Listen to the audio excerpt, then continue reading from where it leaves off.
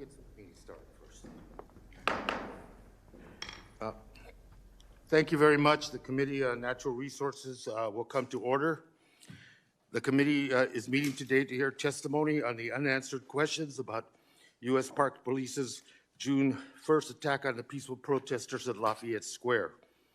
Under Committee Rule 4F, any oral opening statements at hearings are limited to the chair and the ranking minority member or his designee. This will allow us to hear from our witnesses sooner and help members keep to their schedules. Therefore, I'm asking for unanimous consent that all other members' opening statements be made part of the hearing record if they are submitted to the clerk by 5 p.m. today. Hearing no objection, so ordered. Without objection, the chair may also declare a recess subject to the call of the chair. As described in the notice, statements, documents, or motions must be submitted to the electronic repository Hnrc docs at mail.house.gov. Additionally, please note that with all, like it is at all fully in-person meetings, members are responsible for their own microphones. As with our fully in-person meetings, members can be muted by staff only to avoid inadvertent background noise. Anyone present in the hearing room today must wear a mask covering their mouth and nose. The Speaker of the House and the Sergeant at Arms, acting upon the recommendation of the attendant physician, require face coverings for all indoor gatherings over 15 minutes in length, such as this committee meeting. Accordingly, to maintain decorum and protect the safety of members and the staff, the chair will not recognize any member in the hearing room to speak who is not wearing a mask. According to House Rule 17 and Committee Rule 3D, the chair retains the right of recognition of any member who wishes to speak or offer a motion. This right includes the responsibility to maintain decorum. It should be noted it is permitted by the Sergeant of Arms through his guidance that exceptions for members briefly removing their mask to facilitate lip reading by viewers who are deaf or hard of hearing. Finally, members or witnesses experience technical problems should inform committee staff immediately. With that, I will now recognize myself for the opening statement. Today, we continue examining the June 1st decision by the U.S. Park Police and its partners to violently remove peaceful protesters from the area around Lafayette Square. At our hearing last month, witnesses told us that law enforcement officers assaulted peaceful protesters and journalists without warning, using tear gas and batons. We heard that the clergy at St. John's Church were forced off their own property as for President Trump's photo op, with the diocese calling it a sacrilege. Many questions remain unanswered. Who gave the street clearing order and why? Who authorized the police to assault and gas nonviolent protesters? Was a premeditated plan to dominate the battle scene as administration officials described it? Was there a plan? Was the nonviolent crowd given a clear warning and a safe way to leave? We had hoped the administration could help us answer these questions at the June 29th meeting. They refused to testify, so I'm very glad that Mr. Gregory T. Monahan, acting chief of the U.S. Park Service, is with us here today. We are also fortunate to welcome Major Adam DeMarco as the D.C. National Guard's liaison to the Park Police on June 1st. He relayed the orders from the Park Police to the D.C. National Guard as they unfolded. Your presence here is very important and shows much courage, and I thank you for your decorated service to the country, which includes your participation here today. As the events have shown, Lafayette Square was a test run for what is illegal and ongoing crackdown by the Trump administration that is being inflicted on cities across this country, and attempts to escalate those confrontations. Rather than deal with and admit what did occur on June 1st, what was wrong, the administration is doubling down on its response to unarmed civilians in cities like Portland and despite the mayor's demands in Portland that they leave, and what we saw about with civilians being abducted off the streets without probable cause and taking them away in unarmed vans and without insignia or identification on the part of the law enforcement that took them away. And questions about, continue about Chicago, Albuquerque, New Mexico, where the president has threatened to use similar tactics. President Trump openly says he's sending paramilitary forces to these cities because they are run by Democratic mayors. This raises a crucial question. Was his park police-led assault on June 1st motivated by partisan hostility directed from above to those demanding justice for George Floyd and so many other Black men, women, and children, and a very diverse group of people exercising their First Amendment rights from the Washington, D.C. region?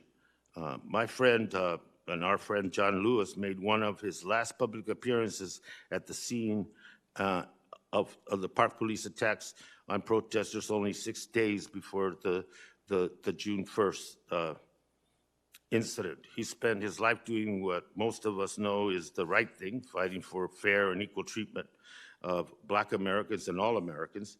And so I believe it's our duty in Congress as Americans and as human beings to ensure that others fighting for basic fairness do not suffer the same brutality that Mr. Lewis had to endure in his quest for fairness and equity for all people. I think we can do better, and we can be better, and that's why we're here today.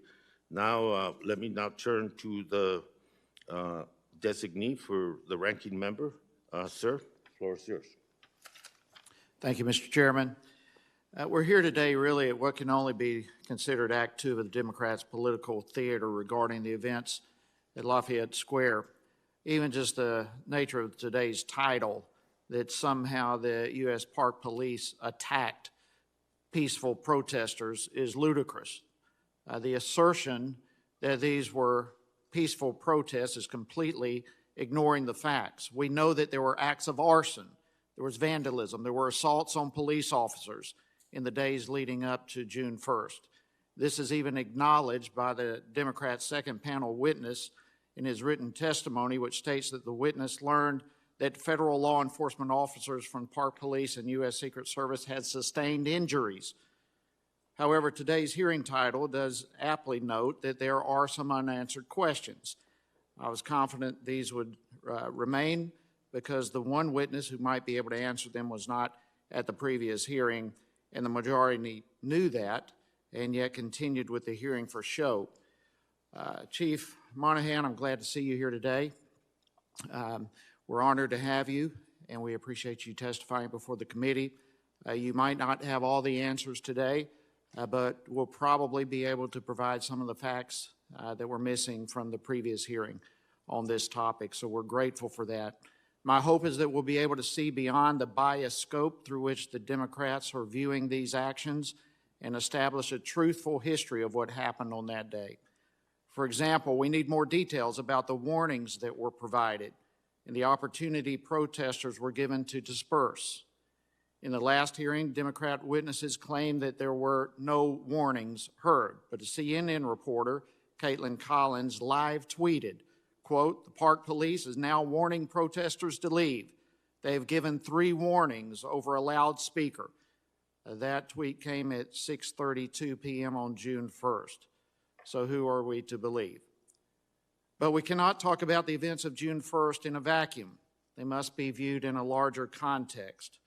What plans were made prior to June 1st about expanding the perimeter? How did the levels of violence and destruction factor into the decision? We should also compare the scenarios of Lafayette Park to other protests that have occurred in the city. Americans frequently exercise their rights to assemble and protest in Washington. We have numerous, and from all ideological perspectives. We have a number of examples from the Women's March, the March for Life, March for Our Lives, just to name a few. The difference between those events and the events at Lafayette Square are the acts of violence and destruction. While the predetermined narrative surrounding the events at Lafayette Park and other events occurring throughout our nation outlines a story of law enforcement squashing rights, the reality of the situation is quite different. In this case and in others, law enforcement agents acted to secure an area and restore peace, taking reactive measures after acts of violence and destruction. The provokers, the true culprits responsible for thwarting peaceful protest, are the vandals and the rioters. Bad actors have hijacked an important national conversation to push their agenda of violence and disorder. If we're looking to lay blame, those are the individuals you should cast as the villains in this plot, those who ignored the law and created an unsafe environment for peaceful protesters and law enforcement alike. These are the individuals who are responsible for limiting the ability of others to express their thoughts and opinions. Although I do not believe this is the closing act of this political drama, perhaps this is the storyline's plot twist where this committee focuses on facts instead of political points.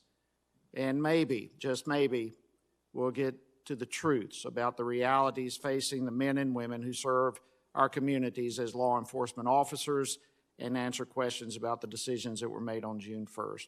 With that, Mr. Chairman, I'll yield back. Thank you. Thank you. Thank you, Mr. Heiss. The gentleman yields back. Now we will turn to our first panel. Mr. Gregory T. Monahan is the acting chief of the United States Park Police. He's been with the Park Police or the Department of Interior Law Enforcement for over 23 years. Thank you very much, Chief, for being here today. I'll just remind the witness that under our committee rules, you must limit your oral statement to 5 minutes, but that your entire statement will appear in the hearing record. When you begin, the timer will begin. The lights in front of you will turn yellow when there's 1 minute left and red when time is expired. I recommend that members joining remotely use active speaker thumbnail view so they may pin the timer on their screen and see members in the room. The chair now, again, thanking Chief Monahan for being here with us today, recognizes Acting Chief Monahan for his testimony. Sir, floor is yours. Chairman Grijalva, Ranking Member Bishop, and members of the committee. My name is Gregory Monahan, and I'm the Acting Chief of Police for the United States Park Police. The United States Park Police is the oldest uniformed federal law enforcement agency in the United States and provides law enforcement services, including the protection of visitors and park resources to designated National Park Service areas, primarily in Washington, D.C., New York City, and San Francisco metropolitan areas. Here in Washington, that includes the National Mall in Lafayette Park on the north side of the White House at 8th Street between 15th and 17th Street Northwest. Each year, the United States Park Police facilitates hundreds of First Amendment demonstrations and special events in and around the district, some with permits and some with not, to ensure the safety of the public and the protection of national cultural assets. In facilitating these demonstrations, the Park Police partners and coordinates with numerous public safety and protection agencies within the national capital area. In the days following the death of George Floyd, videos from witnesses and CCTV became public and ultimately led to protests in cities throughout the United States and abroad. The district became a focal point for demonstrators, and one of the most highly concentrated areas of protest was in and around Lafayette Park, which is recognized as a public forum for speech and assembly. The Park Police is accustomed to managing large and occasionally unruly public demonstrations and spontaneous events at Lafayette Park, as well as throughout the national capital area. In these instances, we have an obligation to protect the safety of peaceful demonstrators, maintain law and order, and keep our law enforcement officers safe. Beginning on Friday, May 29, public use of Lafayette Park became a danger to public safety, good order, and health, and was inconsistent with the preservation of National Park Service resources. Violent demonstrations occurred between May 29 and June 1 and included projectiles aimed at law enforcement officers, including bricks, rocks, caustic substances, frozen water bottles, lit flares, fireworks, and 2x4 sections of lumber. Protesters were physically combative with members of law enforcement. The violent protesters injured 50 officers from the United States Park Police alone. 11 of my officers were transported to area hospitals, and 3 of them were ultimately admitted. The unprecedented and sustained nature of violence and destruction associated with some of the activities in Lafayette Park and the surrounding areas required de-escalation. And late Saturday evening on May 30 into Sunday morning, May 31, the U.S. Park Police, in consultation with our partners from the Secret Service, decided to temporarily restrict access to the park and the adjacent streets and sidewalks by ordering and installing anti-scale fencing across the north side of Lafayette Park. The installation of the fence met resource and protection de-escalation goals while enabling First Amendment activity to continue. Once we made that decision, installation of the fence was dependent on 2 factors. First, we were required to have sufficient resources on scene to safely clear Lafayette Park and H Street. And second, the fencing had to be present at the park. Both of these requirements were not met until later in the day on Monday, June 1. Once the fencing arrived and an on-the-ground assessment of the violence and danger presented by the crowd led to the clearing of the park and the installation of the fence. The Park Police has faced a significant amount of criticism on the heels of the June 1 operation. However, the installation of the no-scale fence on the north side of Lafayette Park was a key tactic that served to greatly de-escalate the violent behavior of bad actors. Violence dropped dramatically on June 2nd and afterward in that area, and First Amendment activities continued. In this case, I believe the United States Park Police acted with tremendous restraint in the face of severe violence from a large group of bad actors who again caused 50 of my officers to seek medical attention. Our actions that day centered around public safety and the safety of my officers, and the decision to install the fencing was in furtherance of that commitment towards de-escalation. Thank you, and I look forward to answering questions the committee may have.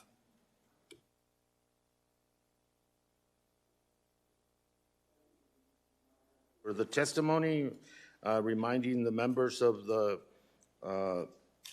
rule, imposing a 5-minute limit on questions.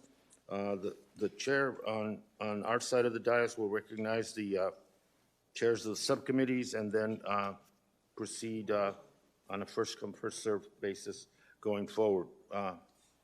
With that, let me turn to Mr. Huffman for your 5 minutes, sir. Thank you, Mr. Chairman. Chief Monahan, welcome. You have spoken a lot in your testimony about the time frame from George Floyd's murder until June 1, and you've talked with respect to Lafayette Park about the period between, your words, between May 29th and June the 1st. This committee and this hearing is focused entirely on June the 1st, and the chronology matters. Are you suggesting that some of these violent incidents by protesters, the throwing of caustic liquids and bricks and projectiles and harming officers, occurred on June the 1st? So yes, sir, I am. On June 1st and throughout that operational period, we saw sustained violence from a number of bad actors in Lafayette Park and on H Street. Can you provide this committee with documentation of that? Because that directly contradicts other firsthand evidence that we have, including video evidence. Yes, sir. Any request for any documents, I'm happy to facilitate. We want to see everything you've got on that. Now, did that happen before or after 6:35 p.m. when your officers and others began advancing on the protesters? Yes, so the level of violence that we were subjected to on June 1st was... No. Very direct question. Did the violence that you're referring to happen before 6:35 p.m.? Yes, sir. No, I understand the question. And the violence that we were subjected to was throughout the entire operational period. All right, thank you. And again, we really do want to see that evidence, sir. Mr. Monahan, you've been with the Park Police for a long time, so you are surely familiar with the settlement your agency entered into in 2015 after 13 years of litigation. You ended up paying millions of dollars to almost 400 peaceful protesters that you had advanced on with forceful means. And as part of that legal settlement, the service police was required to make very specific policy changes. Are you familiar with that settlement? Yes, sir. Mr. Chairman, I ask unanimous consent to enter into the record that 2015 settlement agreement. At the top of page 8, that agreement requires the Park Police to update its procedure to provide audible warnings to protesters to disperse. And there are 4 significant parts of that legally enforceable commitment that your agency made. The first is officers must be positioned in the rear of the crowd so that they can actually hear the warnings that are given before the police advance. The second is that they need to use sound amplification as needed. And third, that they need to warn the protesters that they are in violation of a specific law. There's a substantive requirement as part of that warning. And fourth, maybe most significantly for June 1st, the arresting officers positioned in the rear of the crowd are required to give a verbal and/or physical indication to the officers in the front who were giving that warning so that your officers can confirm that it was audible and that it had been heard by the protesters. Were all of these procedures followed on June 1st? Yes, they were. The objective of June 1st was the same as it was for any administration. All right, I just want to get your direct answer, and you say that every one of those procedures was followed. I'm going to ask to play a video that we believe suggests otherwise, Mr. Chief, and so I'd like to ask staff to play the clip entitled Warning 1. A voice on a loudspeaker briefly cuts through the noise. The announcement appears to come from the southeast part of the park. Even on the front lines of the protest, in footage reviewed by the Post, the words are drowned out. Protesters turn to one another in confusion.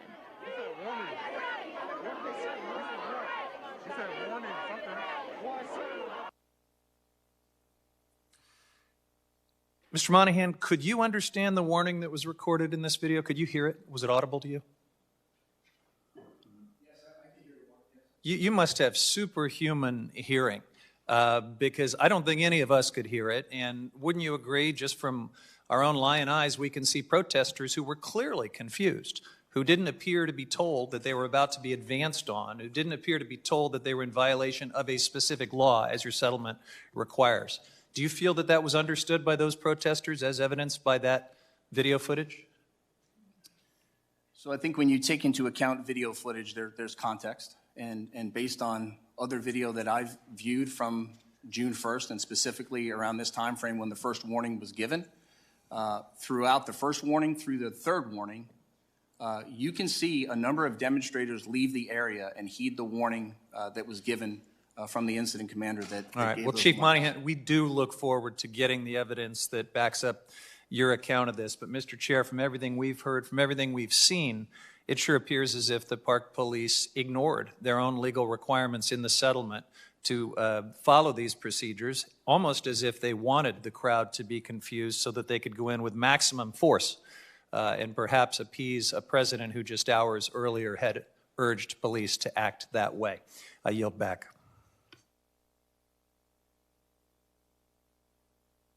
Thank you, Mr. Huffman. Let me recognize Mr. Westerman for your 5 minutes, sir. Thank you, Mr. Chairman. Chief Monahan, thank you for your testimony. You know, this is a hearing is about politics, and I apologize to you and the rest of the officers in the United States Park Police who are having to endure a political attack. This is not the first hearing we've had on this. It probably won't be the last hearing. If my colleagues across the aisle were concerned about police reform, I don't think their colleagues in the Senate would have described Senator Tim Scott's bill as a token bill. I don't think the Speaker would have dismissed it as attempted murder or whatever word she used about Senator Scott's bill. We're here today to find out facts, not to play politics with a serious situation. This My colleagues are supporting defunding the police. They seem to have no problem with defacing public property. And we all agree that Americans are allowed to protest peaceably, like the Constitution says. So the question is, were these peaceful protests or were they violent protests? You've testified that 50 of your officers were injured. Can you describe some of those injuries?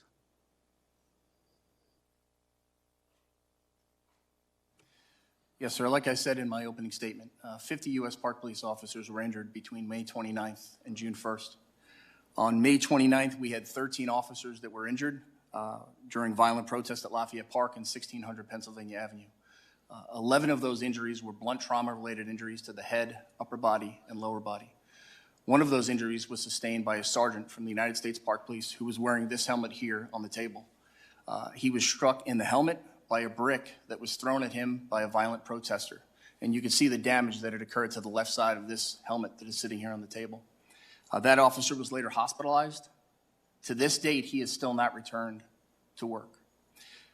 On May 30th, there were 37 injuries up at the White House. 20 of those were for the U.S. Park Police, and those injuries were blunt trauma-related injuries to the head, upper body, and lower body.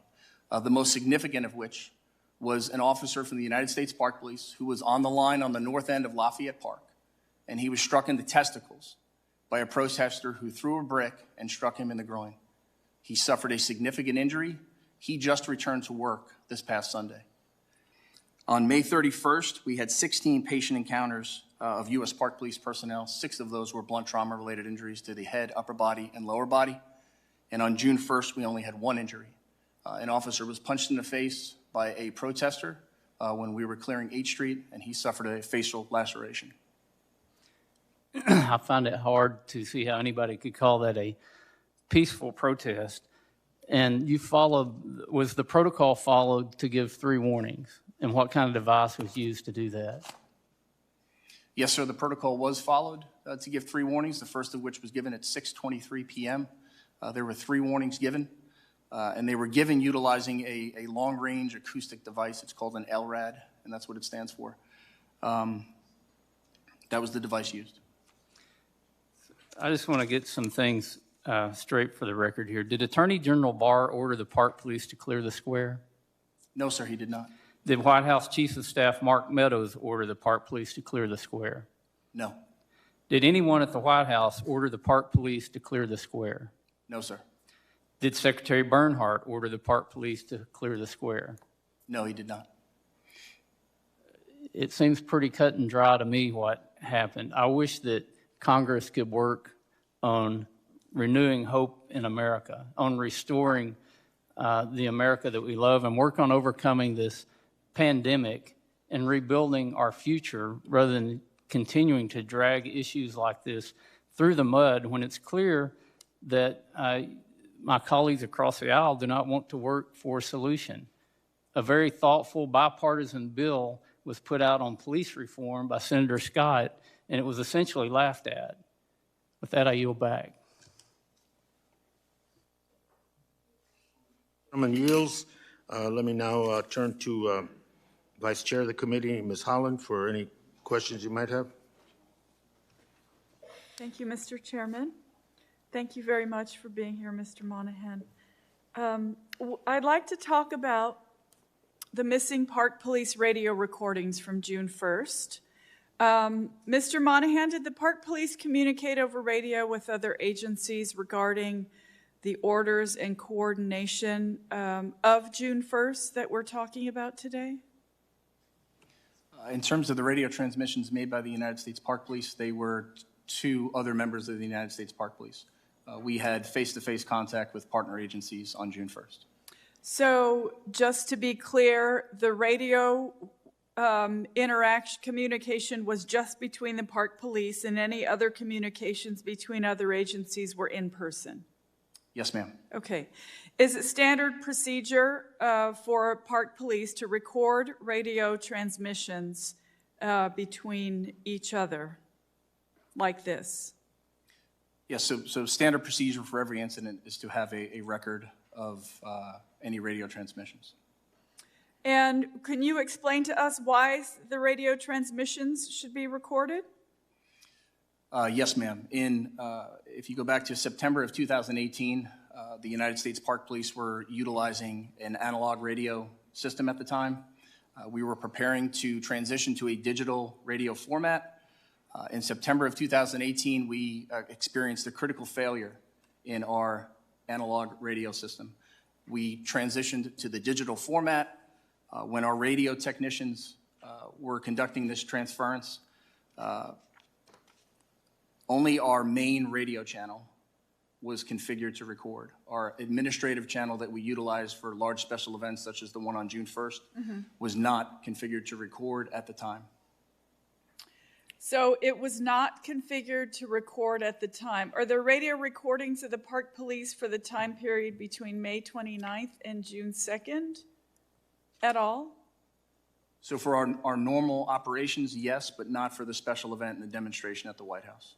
And I'm sorry, why is that? So again, when we transitioned to our digital radio system, the radio technicians that were setting up that system only set up our main dispatch channel to record. They did not, it was an error, they did not set up our administrative channel to record. Okay, so that was an error, you say? Yes, it was. Okay. Were there any notes or logs of those transmissions because there was an error in having those communications recorded? Yes, so for any special event, a large special event or demonstration like the one on June 1st, we establish a written record or a written log of transmissions that are utilized within the command bus to send out situational reports or updates via email. So that was done in this case. And so can you provide any notes or logs of those transmissions to the committee, please? So I will work with the department's Office of Congressional and Legislative Affairs on any request that you have. And is it regular practice to take such notes or logs, or does it only happen when you know the radio recording is not working?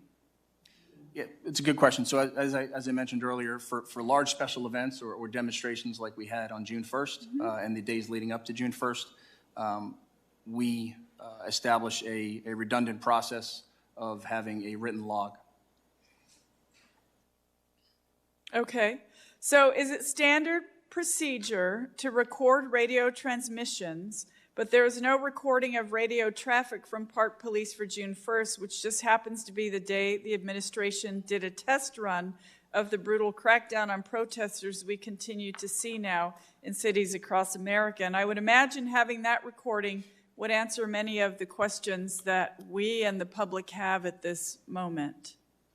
Yes, ma'am, and I agree. I think every incident should have a complete record. And in this instance, we have a written record. Okay, and so you will provide that written record to the committee at your earliest convenience? Yes, Or- again, or I'll make work sure with the that- Office of Congressional and Legislative Affairs Thank you. on fulfilling Thank your you. request. Regarding your radio recording technology, well, you're saying it wasn't actually broken. It was just, it was an error on the part of, it was an error in making sure that the recordings actually recorded. So it wasn't set up that way. So it wasn't really broken. Is that correct? That's correct, and we did not recognize the error until we attempted to pull the radio run on June 10th. We have since, as soon as we were alerted to the fact that it was not configured to record, we have corrected that error. Okay, and I'm sorry, whose fault was the error? So if you go back to September of 2018, the radio technicians, it was an oversight on their part, and they did not configure the administrative channel to record. Okay. But as I said, every incident should have a complete record, and in this instance, we have a written log. Okay, and so so right now you have the radio the recordings are working. Is that what you're telling me? Yes, ma'am, that's So correct. if we were to have a repeat of June 1st, we would have the recordings that you could send over to us? Yes, our administrative channel is configured to record, yes. Okay. Thank you, Chairman. I'm sorry. I yield. Mr. Heiss, you're recognized. Thank you, Mr. Chairman. You mentioned the long-range acoustic device that was used. What is the range of that device when it comes to warning the crowd? Sir, it's been some time since I read the actual specs of the long-range acoustic device, but I want to say it's 600 meters. Okay, were the protesters within that range? Yes, I would estimate that they were where we had it set up, which was we were in the center of the park and on the the northeast section of the center of the park. And I would say we were within 45 meters of the protesters. So they were in range of hearing.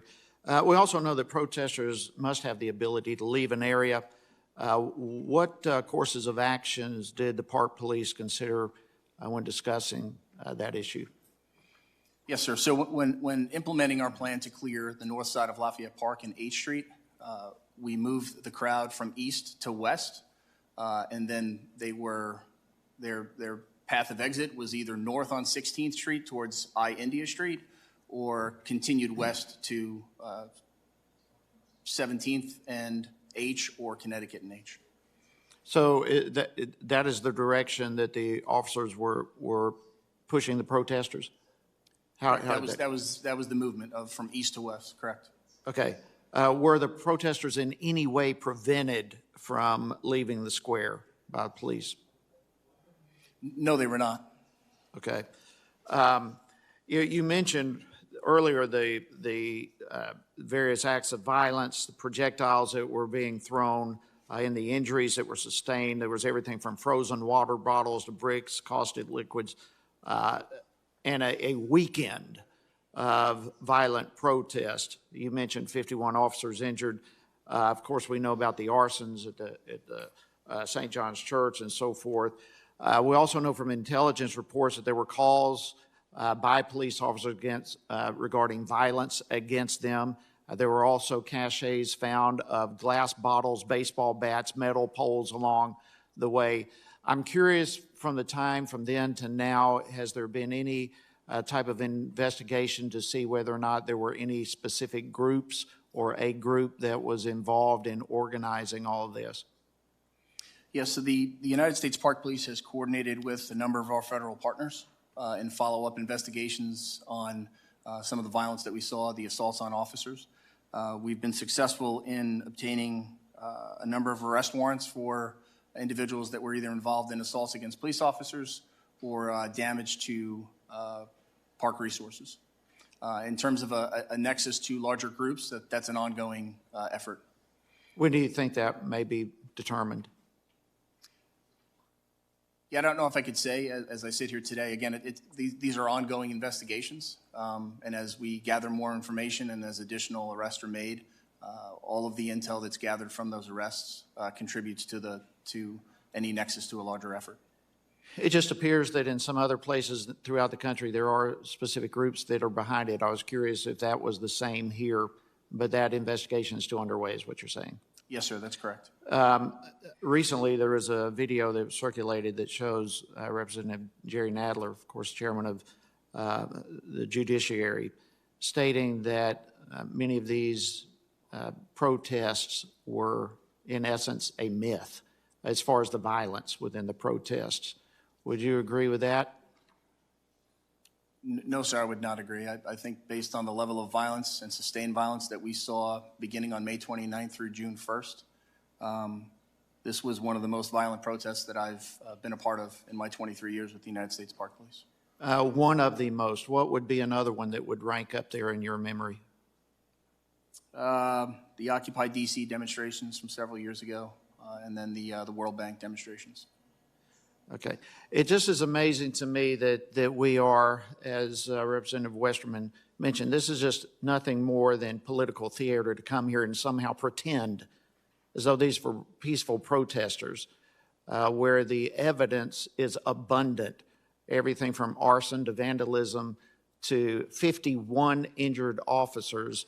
This was anything but peaceful, and the reason it did not sustain that kind of momentum in Washington, D.C. is because the Parks Police and others got involved to put a stop to it. And so I want to thank you for your service in that regard in maintaining the safety of Washington, D.C. and beyond. We are appreciative of that. And Mr. Chairman, before I yield, I do have a letter from the federal law enforcement officers that I would ask unanimous consent to have submitted to the record. Thank you, sir. I yield. I ask Mr. Lowenthal for you're recognized, sir. Thank you, Mr. Chairman, and thank you, Acting Chief Monahan, for being here. The questions that I have are to Mr. Monahan have to do with the reasons given for clearing the protesters from Lafayette Square. I think you mentioned that one the reasons was that the area was needed to be cleared to put up fencing to seal off Lafayette Park and create a new perimeter. When was that decision made? And was there any specific time when this fencing was supposed to go up? Yes, sir. So the decision to pursue other options based on the increased level of violence that we saw beginning on May 29th was initially discussed Saturday evening into Sunday morning.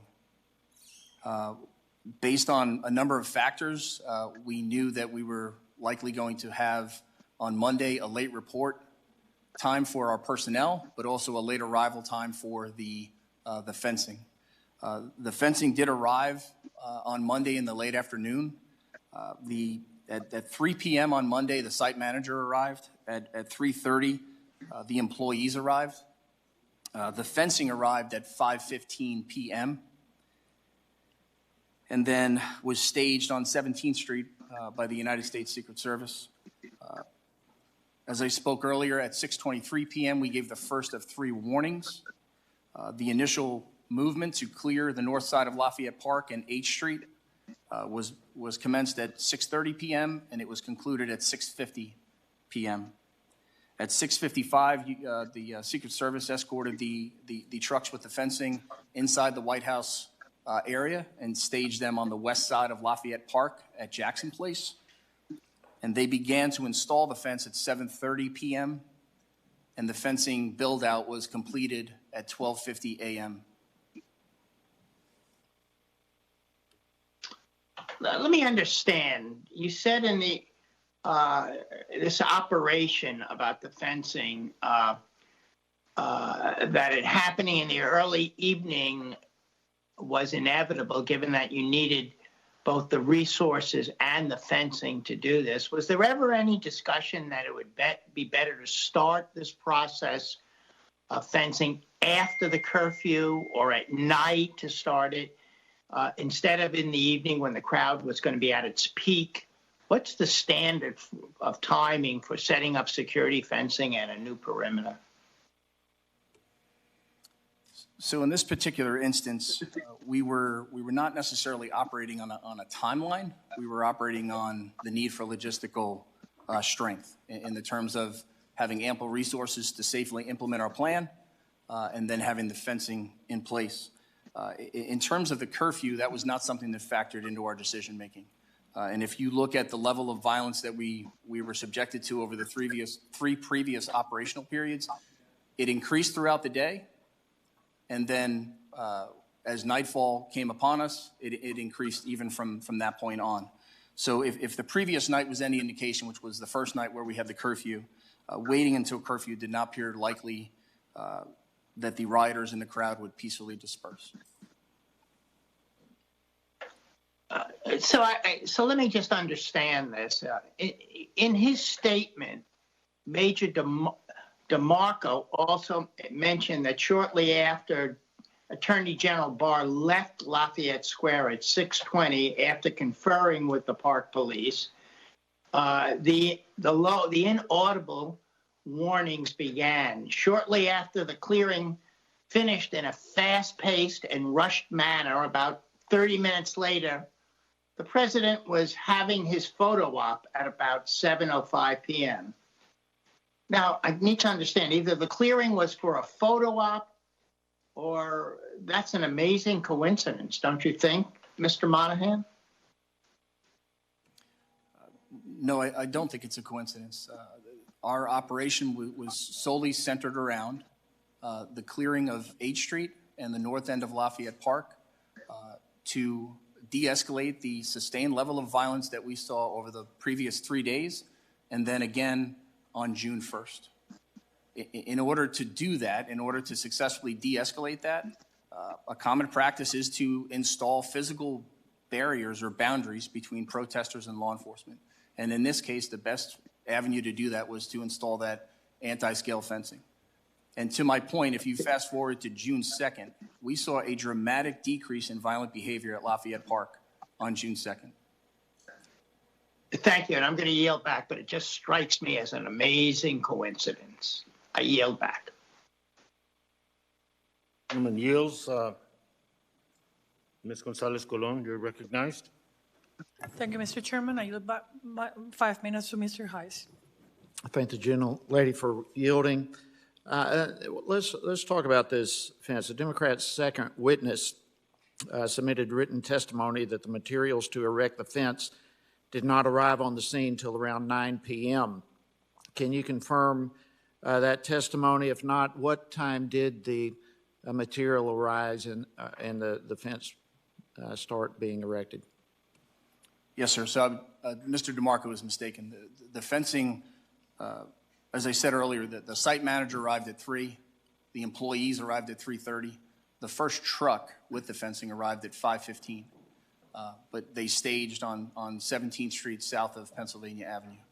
They were escorted into the White House complex, if you will, at 6:55, and that was after we cleared the north end of Lafayette Park and 8th Street. And at 7:30, they began to build the fence, 7:30 p.m. All right, so the testimony of the next witness is not accurate as it relates to the fence. Since the time that the fence was put up, how many officers have been injured? So after the fencing was built out, we had 0 injuries from U.S. Park Police officers. All right, so why does Lafayette Park remain closed? So the fencing was taken down shortly after, I think June 10th it was taken down. We saw sort of a second phase of violence in D.C. that was directed at statues and other federal property. And Lafayette Park was closed down through the 31st of this month in an effort to restore and repair some of the damage that was done in Lafayette Park. It seems clear to me that fencing is effective in deterring vandals. Would you agree with that? In this case, just based on the geography, it was a meaningful and deliberate move and a change in tactics on our part in furtherance of de-escalation. So yes, it did work. Yeah, it did work. You've had 0 injuries since then. I think the evidence speaks for itself. Is there currently a fence around St. John's Church? There is anti-scale fencing around a portion of St. John's Church, yes. Has there been any further damage or vandalism done to the church since the fence was erected around the church? Not to my knowledge. Not to my knowledge either. So who requested this fence to be erected? So the concept or the idea of utilizing anti-scale fencing was a conversation that we had between the U.S. Park Police and our counterparts with the United States Secret Service. And again, that discussion began Saturday evening into Sunday morning. According to your testimony, the fence was a key tactic that served to greatly reduce the violent behavior of bad actors. And from your testimony here this morning, it was effective in accomplishing that strategic mission. The Park Police has an obligation to protect the safety of peaceful demonstrators while at the same time maintaining law and order. We get that. And we've got to protect our law enforcement officers. And so how does the erection of the fence in this case and in other cases help accomplish these obligations? Yeah, so it's a good question. It's a physical barrier. And what we saw on the days preceding it, so on the 29th, 30th, and the 31st, the barriers that we had between protesters and law enforcement in the park were 2 rows of bike rack, which is maybe 4 feet high. And we had numerous attempts, successful attempts, of demonstrators jumping over the bike rack that was lined with police tape to not cross. Erecting an anti-scale fence was a logical move and a change in tactic to prevent those type of behaviors. It did not prevent projectiles from continuing to be thrown in the days subsequent to that, but it provided a suitable barrier between law enforcement and those bad actors that were showing their violence towards law enforcement. Well, let me ask you this, my final question here. Who specifically were the personnel involved in the actual installation of the fence? Were the National Guardsmen who were part of the detail installing the fence? Who was it? No, it was the fencing company itself installed the fencing. Okay. Thank you very much. I yield.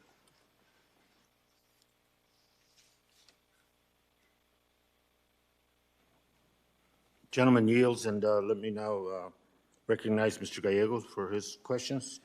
Thank you, Mr. Chair. Acting Chief, who ordered the clearing on June 1st? Who told the men advance? I'm sorry, your second question? Who told the men to advance on the crowd? So the order was given by the incident commander from the United States Park Police. Right. Were you on site? Yes, I was. Did you have any conversations with Attorney General Barr on site? No, I did not. You did not at all interact with him when he came outside of the White House? I saw him in the park, but I did not have any interaction with him. Okay. So tell me again why you didn't wait till 7 p.m., because that actually sounds totally illogical to me. 7 p.m., you could actually make probably a statement saying, now this is an illegal operation, you need to disperse with Mr. Curfew. But you decided to, coincidentally, 40 minutes earlier, decided to do it because somehow you think that de-escalates. Yeah, so again, as I mentioned earlier, we were not operating on a timetable. Why didn't you? It actually makes more logical sense for you to wait till 7 p.m. I would respectfully disagree, and I say that based on our experience the night before. And when the 7 p.m. curfew arrived the night before, no one left the area. So but that day you only had one injury. What time was that injury at? You testified June 1st, one injury. What time was that injury at?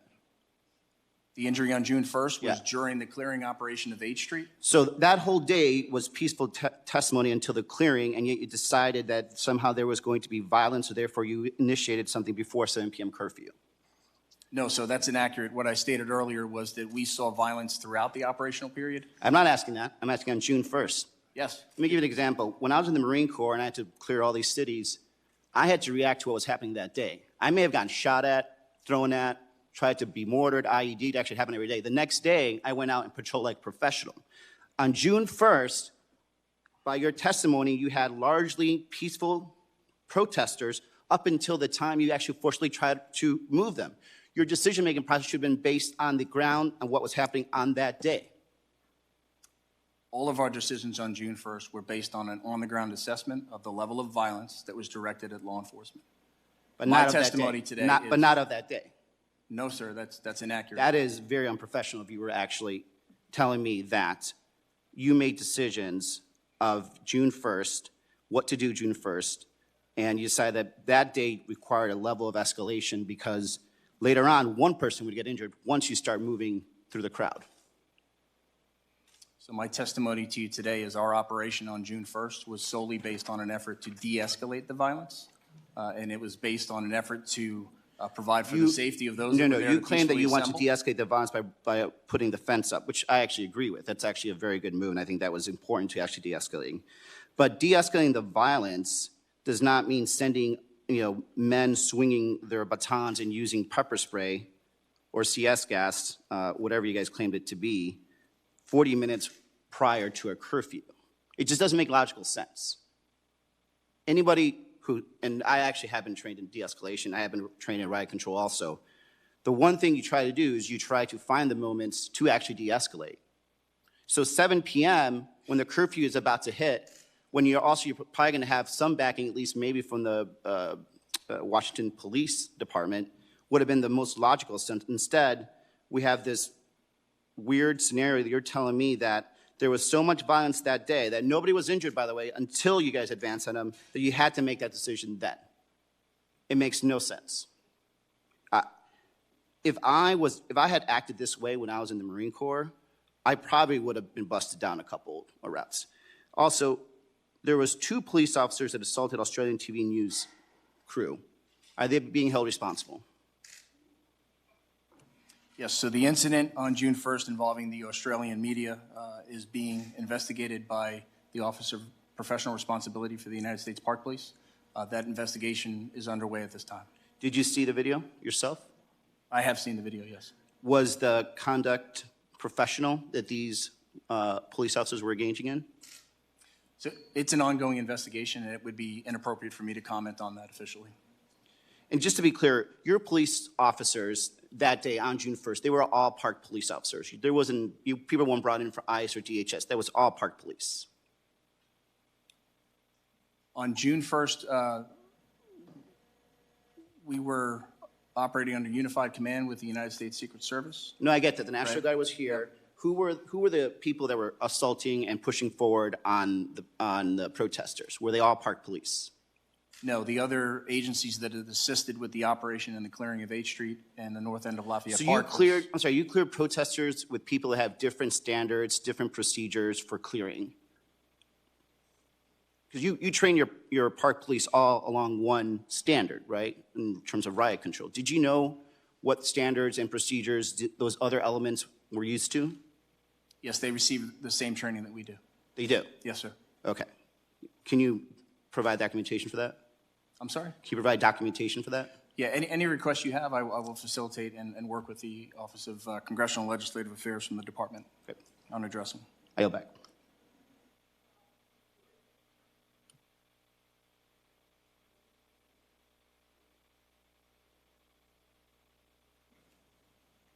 Mr. Cox, you're recognized.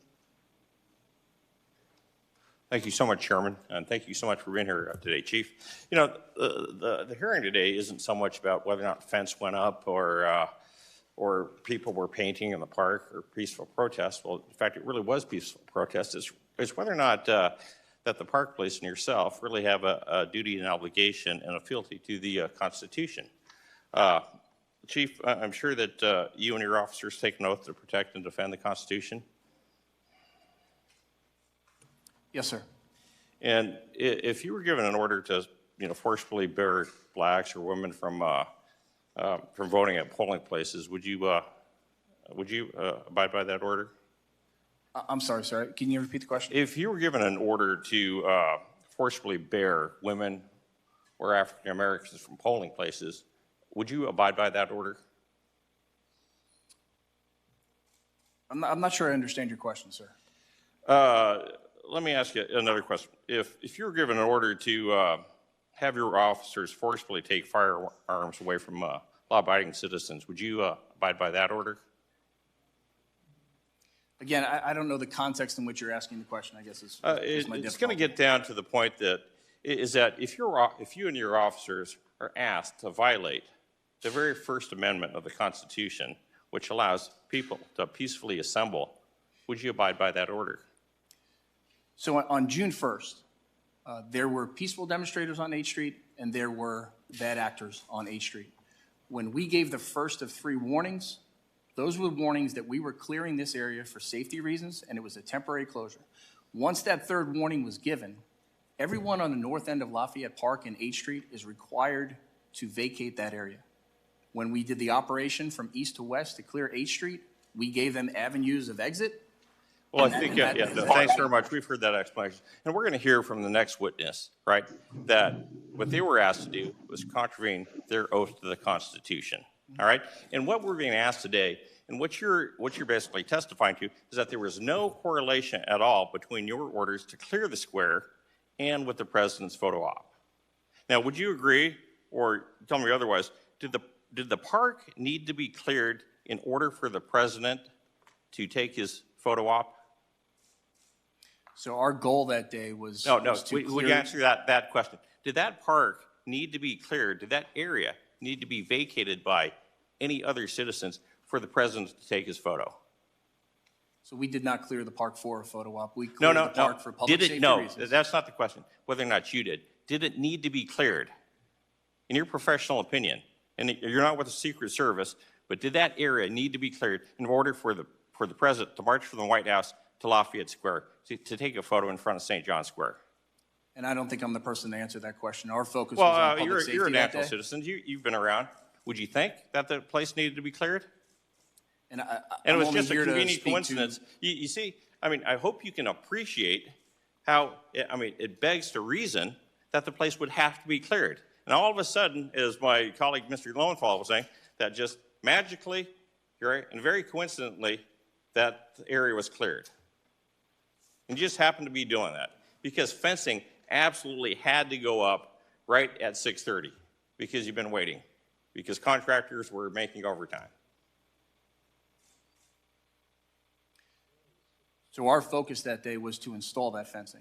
And as I spoke earlier, the timing of that And so was there somewhat was, fluid. so what you're absolutely testifying, and I'd like you to make this statement, that there was absolutely no correlation, no direction to clear the square for the president's photo op. There is 100% zero Okay? correlation between our operation and the president's visit to the church. Okay. Now, and so what would have the president have done if there wasn't, if the square hadn't been cleared? Would he have gone out there? I don't know if I can answer that question respectfully, sir. Okay. And so, as I said, we're going to hear from our next witness about why he has come forward to testify today, because what he was asked to do is to contravene his oath to the Constitution. Do your officers ever get any training when they're put into these types of situations, when they're asked to contravene their oath and their duties to the Constitution, when they're given an order that they can't abide by? So I believe every action taken by the United States Park Police on June 1st. No. Are they ever was given just any action. training with regard to that situation when they're put into an untenable situation like that? I wouldn't characterize the situation as untenable. Okay. Thanks so much for your time. Gentleman yields back. Mr. Gosar, you recognize, sir? Thank you. Boy, this is like living in Groundhog's Day, an alternative universe. The other side is on a fishing expedition here, trying to get you to say something very different, Chief. Now, a real quick question to you, quick yes or no. As your officers worked to clear Lafayette Square, were they aware that the mob had attempted to burn down St. John's Church? Yes. So is that an exercise of the First Amendment, burning down a church? No, sir, it's not. Interesting. So now in Lafayette Square, your officers were facing off against violent anarchists who spent the better part of several days there. True? Yes, sir, that's accurate. Defacing the World War II memorial, a remembrance of grateful nation to all who served actually during the fighting fascism. Damaging the Lincoln Memorial, a tribute to the Republican president who led a nation to end slavery and saving our union. Tearing down monuments around the city and attempting to burn down and deface the historic St. John's Church. Meanwhile, as your officers on foot attempted to push these anarchists away from the White House, their real target to destroy and deface, they were pelted with water bottles, fireworks, and called some of the most vile, disgusting names directly to their faces. Yet at all times, your officers behaved by all reports responsibly and worked in a tremendous professional manner. Now that the area has been cleared, I have a few questions about the statutes on Lafayette Square. Chief, counter to the narrative being pushed by the media, Lafayette Square was cleared in order to allow for a fence to be erected. The fence was put up as a means to enhance security at the square. In the time since the fence has been put up, how many officers have been injured?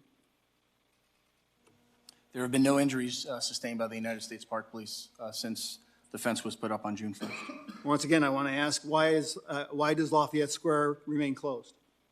So currently it's closed due to ongoing restoration efforts and damage assessments based on the damage to the statues and other areas within the park, to include the comfort station that was burned down in the days preceding June 1st.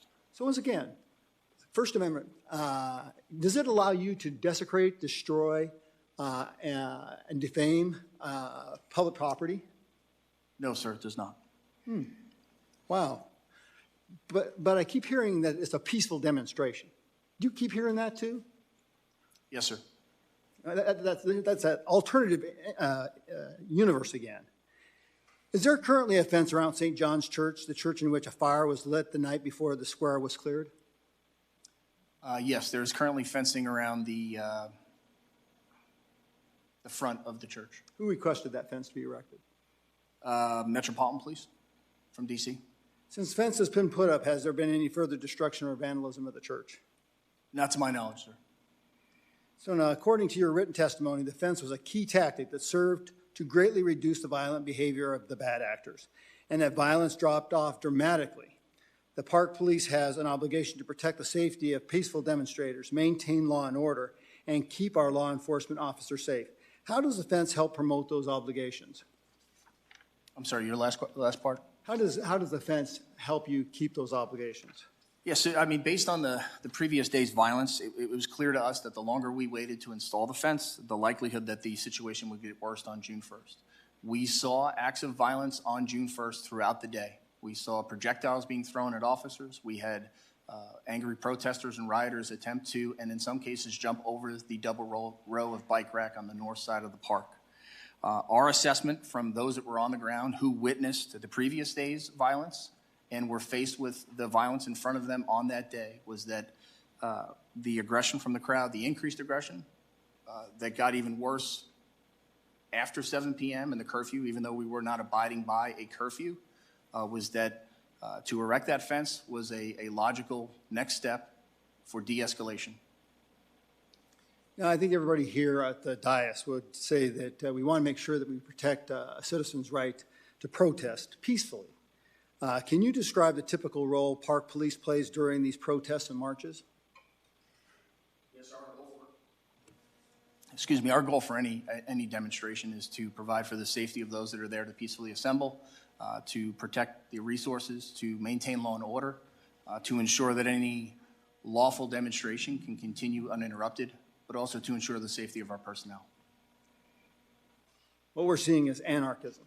We're seeing desecration and hiding behind people claiming for peaceful assembly. I yield back.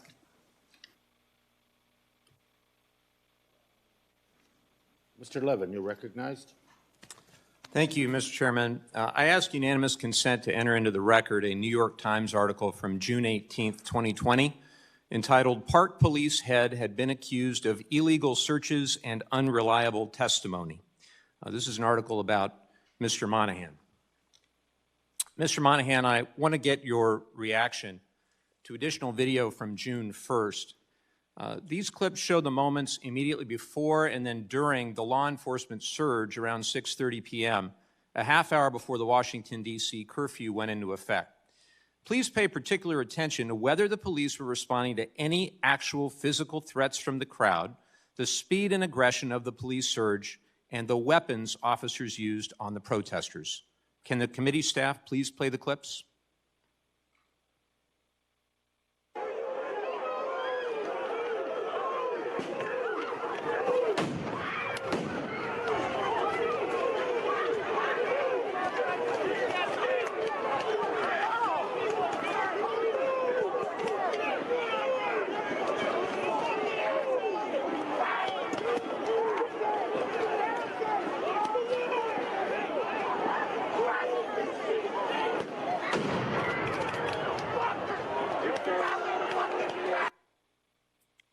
I believe there's one more.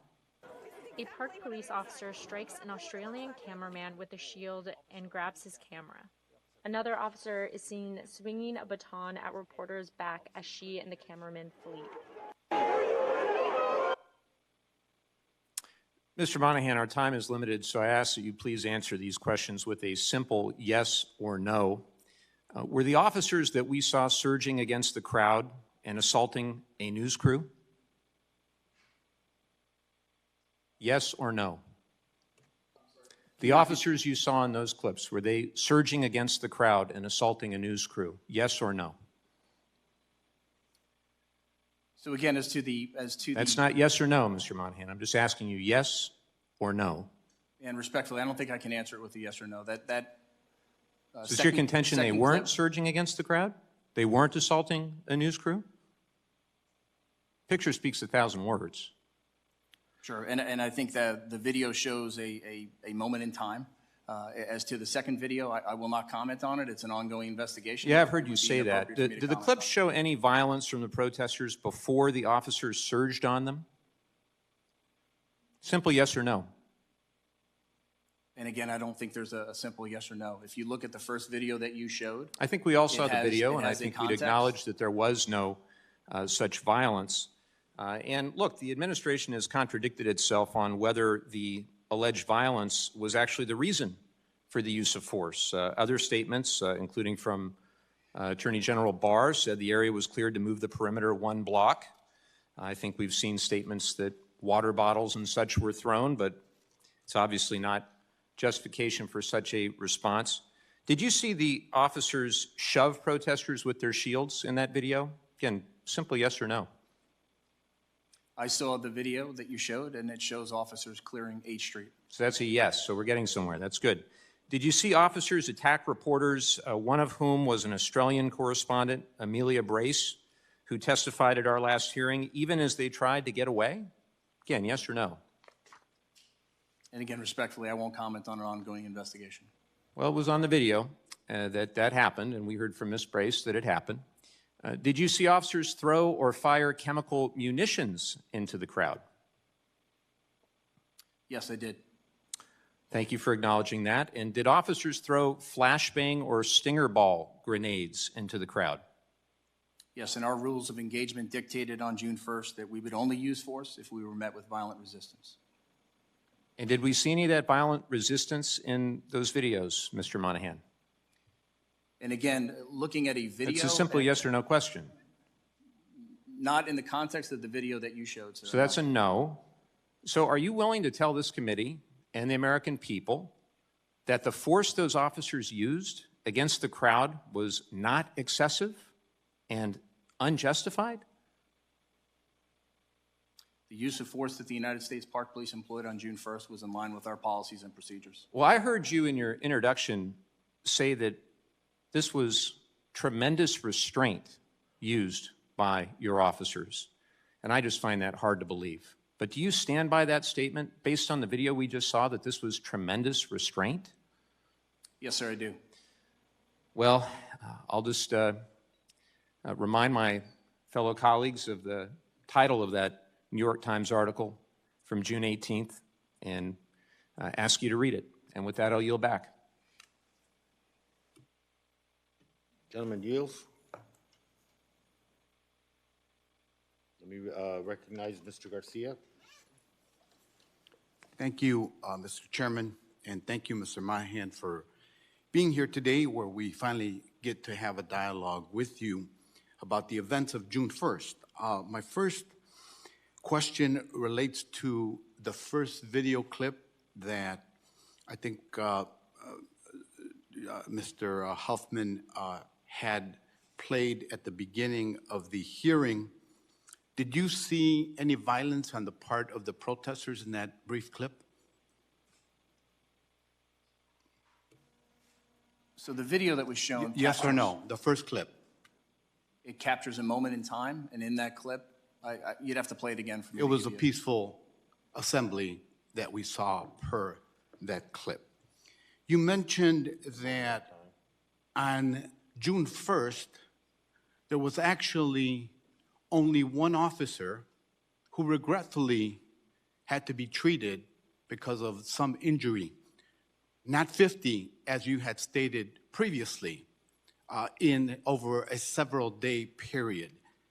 Do you know the circumstances of that treatment? What led to those injuries or his treatment? Yes, so his injury was sustained during the clearing operation of 8th Street. During that clearing operation, he was engaged in a violent interaction with a protester, and he was punched in the face by the protester. Fair enough. One officer. Do you know approximately the size of the crowd that had assembled at Lafayette Square? So it varied throughout the day. I would say at about 6:30, sir. I would say several thousand people. 1,000, 50,000?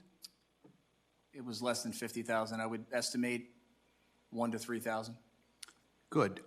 Any guesstimate of what percent of those assembled were behaving in violent ways? No, I don't. Okay. The only thing I can let the testify record to show is that you don't know. With respect to the use of tear gas, are you aware that tear gas is a chemical weapon banned in war? No, I'm not aware of that. I'm glad we're having this conversation. We've all seen the chilling images of peaceful demonstrators being attacked and gassed by federal law enforcement officers, including those under your command. And it should never again be used against demonstrators, but especially not during a pandemic.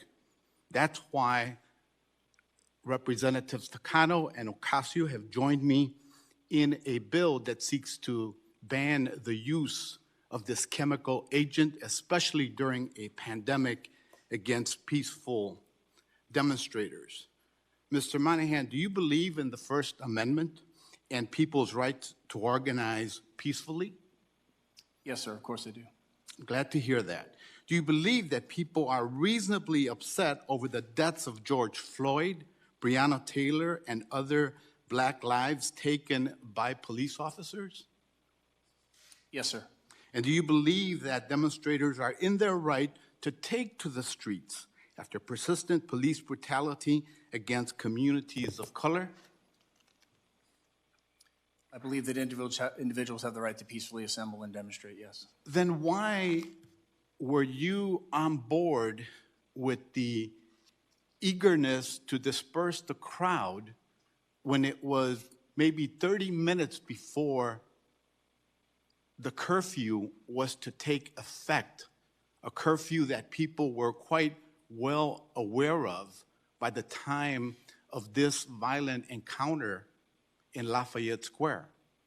What was so urgent about things when we saw video that the protesters were in fact largely peaceful, and one of the witnesses that has appeared before this committee, the head of the church that was referred to earlier, said that they were participating, and the members of that church were participating in peaceful actions, and that it included many gatherings of family members, including children, that were participating in their right to free speech.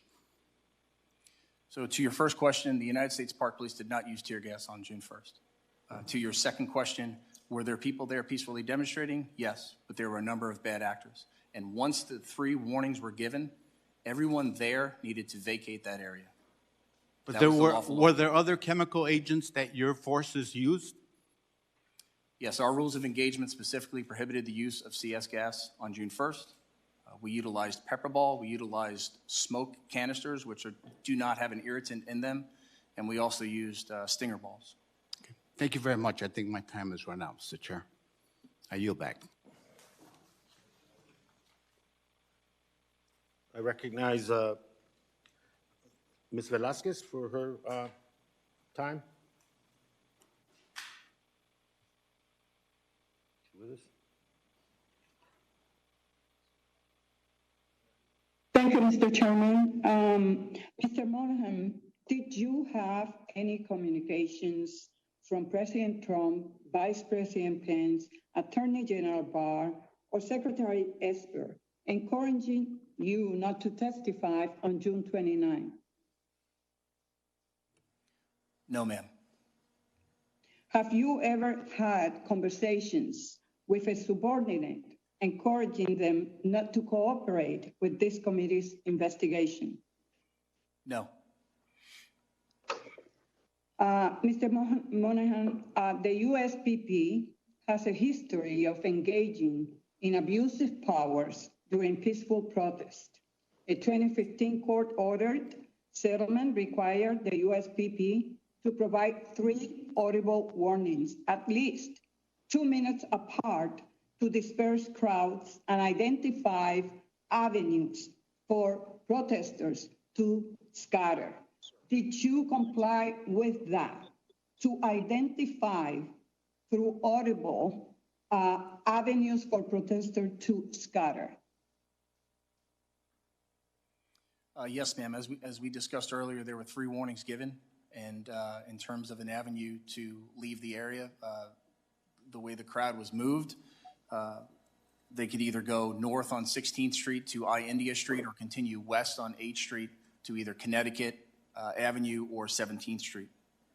So that doesn't match the testimony of previous witnesses, nor the testimony that will be provided by Major Adam DeMarco regarding audible warnings. And we just saw the video that was played. And to say otherwise, it's just really outrageous. I was watching it. I couldn't hear anything. The people that were there even say, what were they saying? What did they mean? So, Mr. Monahan, you also watched the video of the female reporter, Ms. Brace. So my question to you is, any action by her, and she was standing there, weren't being attacked and shot at with rubber bullets? So, ma'am, I take seriously any allegation of misuse of force by any of our members, and we have policies and procedures that direct how those things are handled. In this instance, there is a current internal affairs investigation that is underway, and that is, as I said, it's currently under investigation. If at the end of that investigation, there is okay, a so I'm sustained asking finding, you saw, sir, reclaiming my time, I'm asking you, the video that was played, you watch it, I watch it. So was there any actions committed by Ms. Brace that required the type of action and attack by the police? and again, as I stated earlier, I will not comment on an ongoing investigation. I will just commit to that we will be hold our officers accountable for any actions that are deemed a violation of force policy, and that investigation is still underway. Mr. Monahan, are you aware that COVID-19 affects the respiratory system? Yes, ma'am. So why would you use any type of chemical agent in the midst of a pandemic? And again, as I stated earlier, our rules of engagement on June 1st were that we would not use any force unless we were met with violent resistance from the My question to you is, why, knowing that this country is dealing with a pandemic and basically one of the areas most impacted by COVID-19 is the respiratory system, knowing that, why do you use such agents, chemical agents, against peaceful protesters? And again, the use of force that we utilized was in response to the violent behavior exhibited by a number of bad actors that were in the midst of others that were there to peacefully assemble. Well, as I mentioned to you before, sir, witnesses who came before this committee, Mayor Adam DeMarco, they are all testifying that those were peaceful protesters. That was covered amply by the media, widely. The nation was watching while they saw how the police attacked peaceful protesters. So immediately following the incident, the Arlington County Board Chair said that she was appalled that their cooperation agreement with the Trump administration has been abused to endanger their and others' safety for a photo op. And media reports indicate that the U.S. PPP directly misled the Arlington County Police about the nature of the operation. How would you respond to the comments made by the board chair and the allegations that the USPP misled the Arlington County Police about the nature of the operation?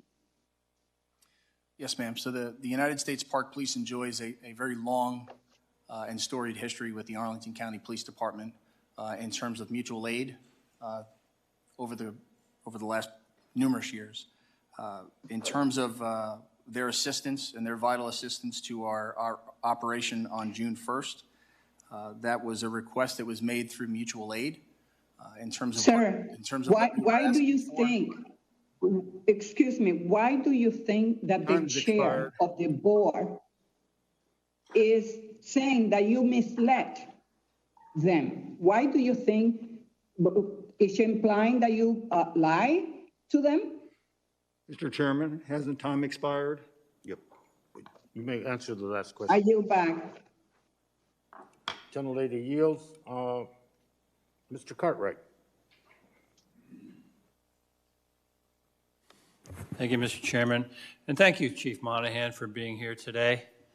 I come from a more rural part of the world, northeastern Pennsylvania, where we haven't had these types of violent interactions. In fact, all of our George Floyd demonstrations and protests have been peaceful, have been joined in with by the local police forces.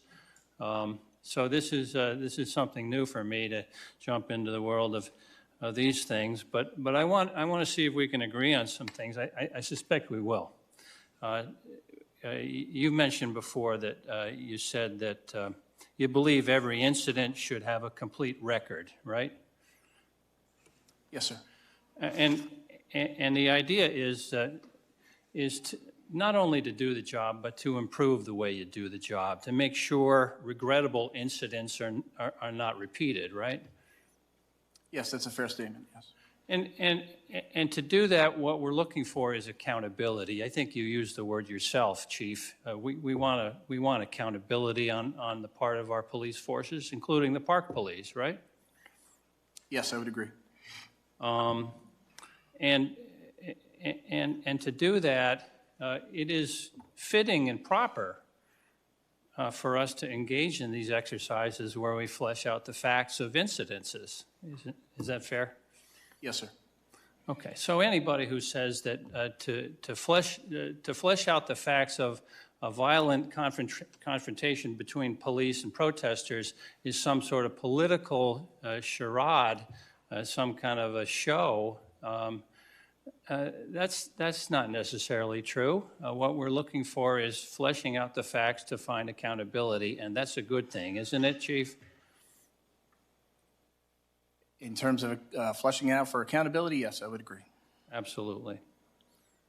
Well, all right. What I want to do is I want to go over some of your testimony from this morning. And again, I thank you for being here and going through this. One of the things I wanted to clear up was Congressman Lowenthal asked you a question about whether it was a coincidence between the timing of the clearing of Lafayette Square and the photo op that the White House engaged in. And you said it was not a coincidence. And I don't think that's what you meant, and I want to give you a chance to clear that up. Our decision and the timing of implementing our plan to clear the north side of Lafayette Park and 8th Street was irrespective of any decision from the White House or the President to visit the park, to visit the church. It was completely irrespective of that. That's what I thought your position was. It was a complete coincidence, according to your testimony. Yes, sir. Okay. I also wanted to talk about the timing a little bit. What time was the curfew for, 7 p.m.? Yes, sir, it was a 7 p.m. curfew. Okay, and what did the curfew call for, Chief? No members of the public could be out after 7 p.m. Okay. And how was that communicated to the public? I believe it was an order from the mayor's office in D.C. Okay, and was that communicated clearly and cogently so that people in the public understood what that curfew was calling for? So I was aware of the curfew in my role as the acting chief of the U.S. Park Police. I can't speak to what every member of the public understood it or were aware of. Well, did the park police help to reinforce that 7 p.m. curfew that people had to disperse by 7 p.m.? No, we did not play a role in enforcing the 7 p.m. curfew. Okay. You mentioned another injury on June 1st, and obviously that was regrettable, a facial laceration when an officer was punched in the face. You said that was in the clearing of H Street, is that right? Yes, sir. Now, H Street, of course, forms the northern boundary of Lafayette Park. Am I correct in that? It does, yes. Okay, so when did that happen? What time of day on June 1st, if you recall? I don't know the exact time, but it was between 6:30 p.m. and 6:50 p.m., which was the time for the clearing of H Street. Okay, so would it be fair to say that that injury occurred after this so-called surge to disperse the crowd in Lafayette's Park?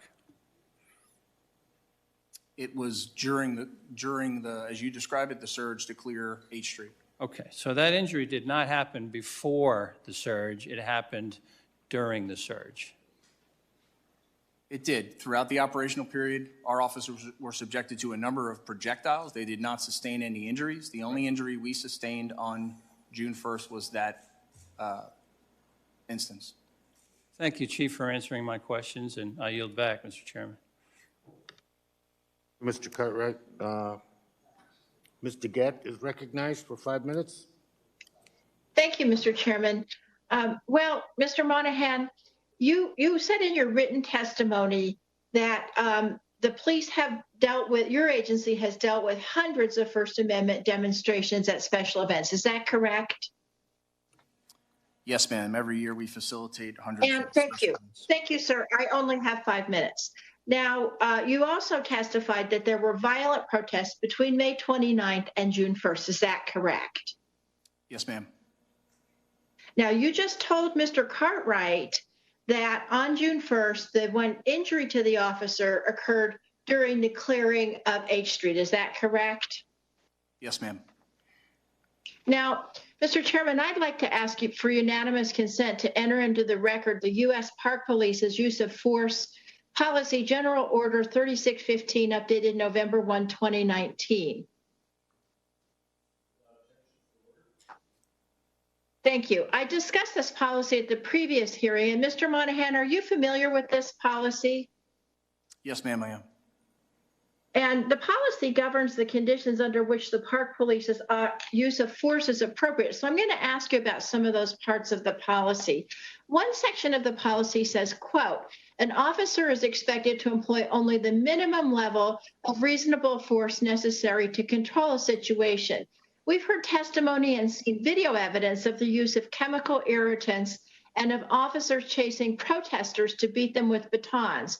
Mr. Monahan, do you believe that represented only the minimum level of reasonable force necessary to control the situation of Lafayette Square on June 1st? Yes, in terms of the rules of engagement on June 1st, again, I will. You believe you complied with the rules that those tactics were the minimum level of reasonable force given to control that situation. Is that right? Yes, we stress that the only force, okay. We would only utilize Thank force you. if we were met with violent resistance. Okay, another section says, quote, once a level of force is no longer required, it must be decreased or discontinued. Now, did you conclude at any point on the evening of June 1st, after the push into the protesters began, that the level of force being used was no longer required to clear the square? Yes, I think if you watch it. And what time was that? What time was that you decided that the level of force was no longer required? So I'm not sure I understand your question, ma'am. Okay, at some point after the push began, did you conclude that the level of force was being used was no longer required to clear the square? That's what your rules require. Yeah, and I guess it requires a little bit of explanation. So it's a very fluid situation when we're clearing H Street. So throughout that operation, there was an instance where an officer was wrestled to the ground by an angry protester and a violent protester. He attempted to pull his handgun. Sir, excuse me, sir. You are not answering my question. Did you at any time during the clearing of the square determine that a de-escalation was appropriate? Yes or no? Yeah, and I'm trying to give you a good example of how. You're not. You're just, okay, I'm going to move on. You're not going to answer my question. Finally, the policy says The goal of de-escalation tactics is to gain the voluntary compliance of a subject when appropriate and consistent with personal safety to reduce or eliminate the use of force. Now, I want to ask you, do you believe the Park Police's sudden surge into the entire protest crowd on June 1st was a genuine effort to get the protesters to voluntarily comply, and most importantly, to reduce or eliminate the necessity to use force? Yes, I do. Okay, now I want to ask you one more question since you've shown familiarity with these policies. Is there a section in the policies that allow the police to use force based on events of previous days' demonstrations? And I ask you this question because you have testified throughout this hearing today that in the previous days before June 1st, there were a number of officers injured and that there was a lot of violence used. But on June 1st, and so you're using that as your rationale for using violence from the beginning on June 1st based on what happened in days before. Can you point me to a section of the policy that allows preemptive use of force based on previous demonstrations? Ma'am, my testimony to you today is that the use of force that we utilized on June 1st was in direct correlation to the level of violence that we were subjected to on June 1st. Any reference to anything that occurred on May 29th, 30th, or 31st was for context. Okay, so you're saying that what we're seeing the Park Police did on June 1st, the surge into the crowd, you're saying it's your position that that was directly related to the force that was being used by the protesters on that day, immediately before the surge? Mr. Chairman, Is that your testimony, there's a sir? pattern going Time on is up. here. I'm trying to, sir. Thank you. I'm sorry. Time is up. Let me recognize. Okay, thank you, Mr. Chairman. Thank you. Recognize Mr. Brown for 5 minutes, sir. Thank you, Mr. Chairman. And Chief Monahan, thank you for testifying today. Let me just start by saying I do appreciate the responsibility that you and your officers have to maintain public safety. And I do understand the level of force and engagement that you need to take when you're dealing with unlawfulness, whether it's arson, looting, or other violence. But I think many on this committee are also concerned about how we engage peaceful protesters. And there seems to be a blurring of the lines between peaceful protesters and unlawfulness that perhaps you and your officers did not recognize. Let me ask you this question. The Washington Post reported that at 6:10 p.m. on June 1st, Attorney General Barr could be seen in CNN's live shot of the area at Lafayette Park. And at one point, Barr was speaking to a man who looked like a Park Police official. The official could be seen dropping his head in what looked like exaggerated resignation. One of the men with Barr even patted him on the back as though consoling him. And I'm going to ask the committee to show that video. And as they do, I want you to pull up, after they pull up the video, I want you to focus on the man, Chief Monahan, who approaches Attorney General Barr and appears to be a law enforcement official. Can we show that video, please?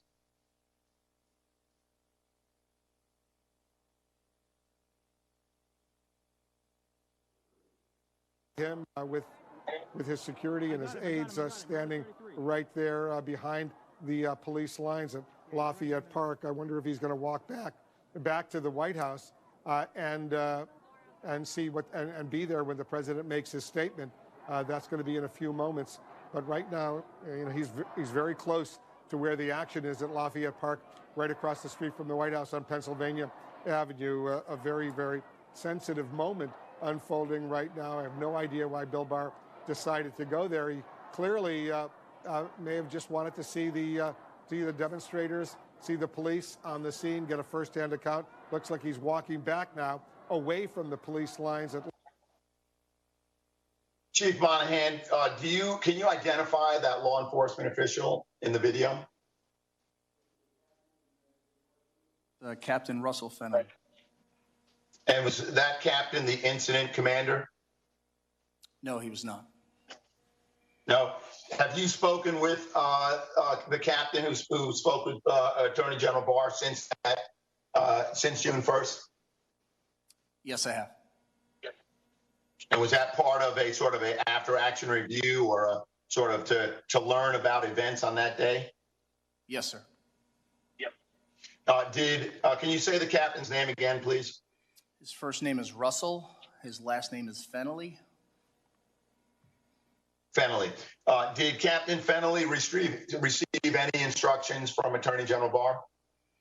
No, he did not. If you look at the video, he proactively walks over to the group. You can see him with his hand pointing. What was the nature of the conversation that he had with Attorney General Barr? What did Attorney General Barr ask him to do, or what information did Attorney General Barr give him? Yes, sir. That's what I'm trying to explain to you. You can see him gesture to the left, to his left, and to his right.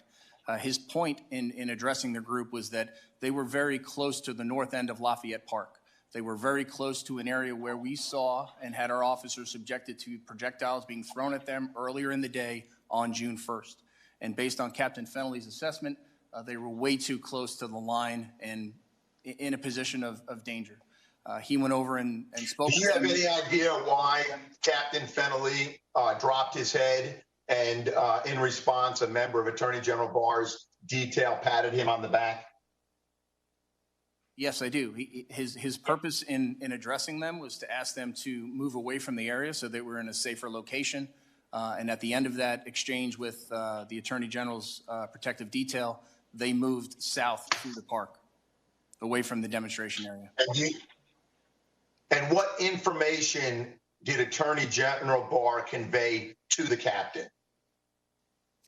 I think it was the opposite, sir, to be honest with you. It was Captain Fennelly conveying to the Attorney General in detail. Captain Monahan, Chief Monahan, your officer responded to something that Attorney General Barr said. What did Attorney General Barr say to your officer on the ground? And again, sir, it was our captain addressing the Attorney General and the group and his detail and requesting that they move away from the area towards a position of safety as opposed to being up there on the line. It was not safe for him to be up there. And what was Barr's response? What was Attorney General Barr's response? I think you could see their response on the video. They all moved south through the park. They heeded his warning. Thank you, Mr. Chairman. I yield back.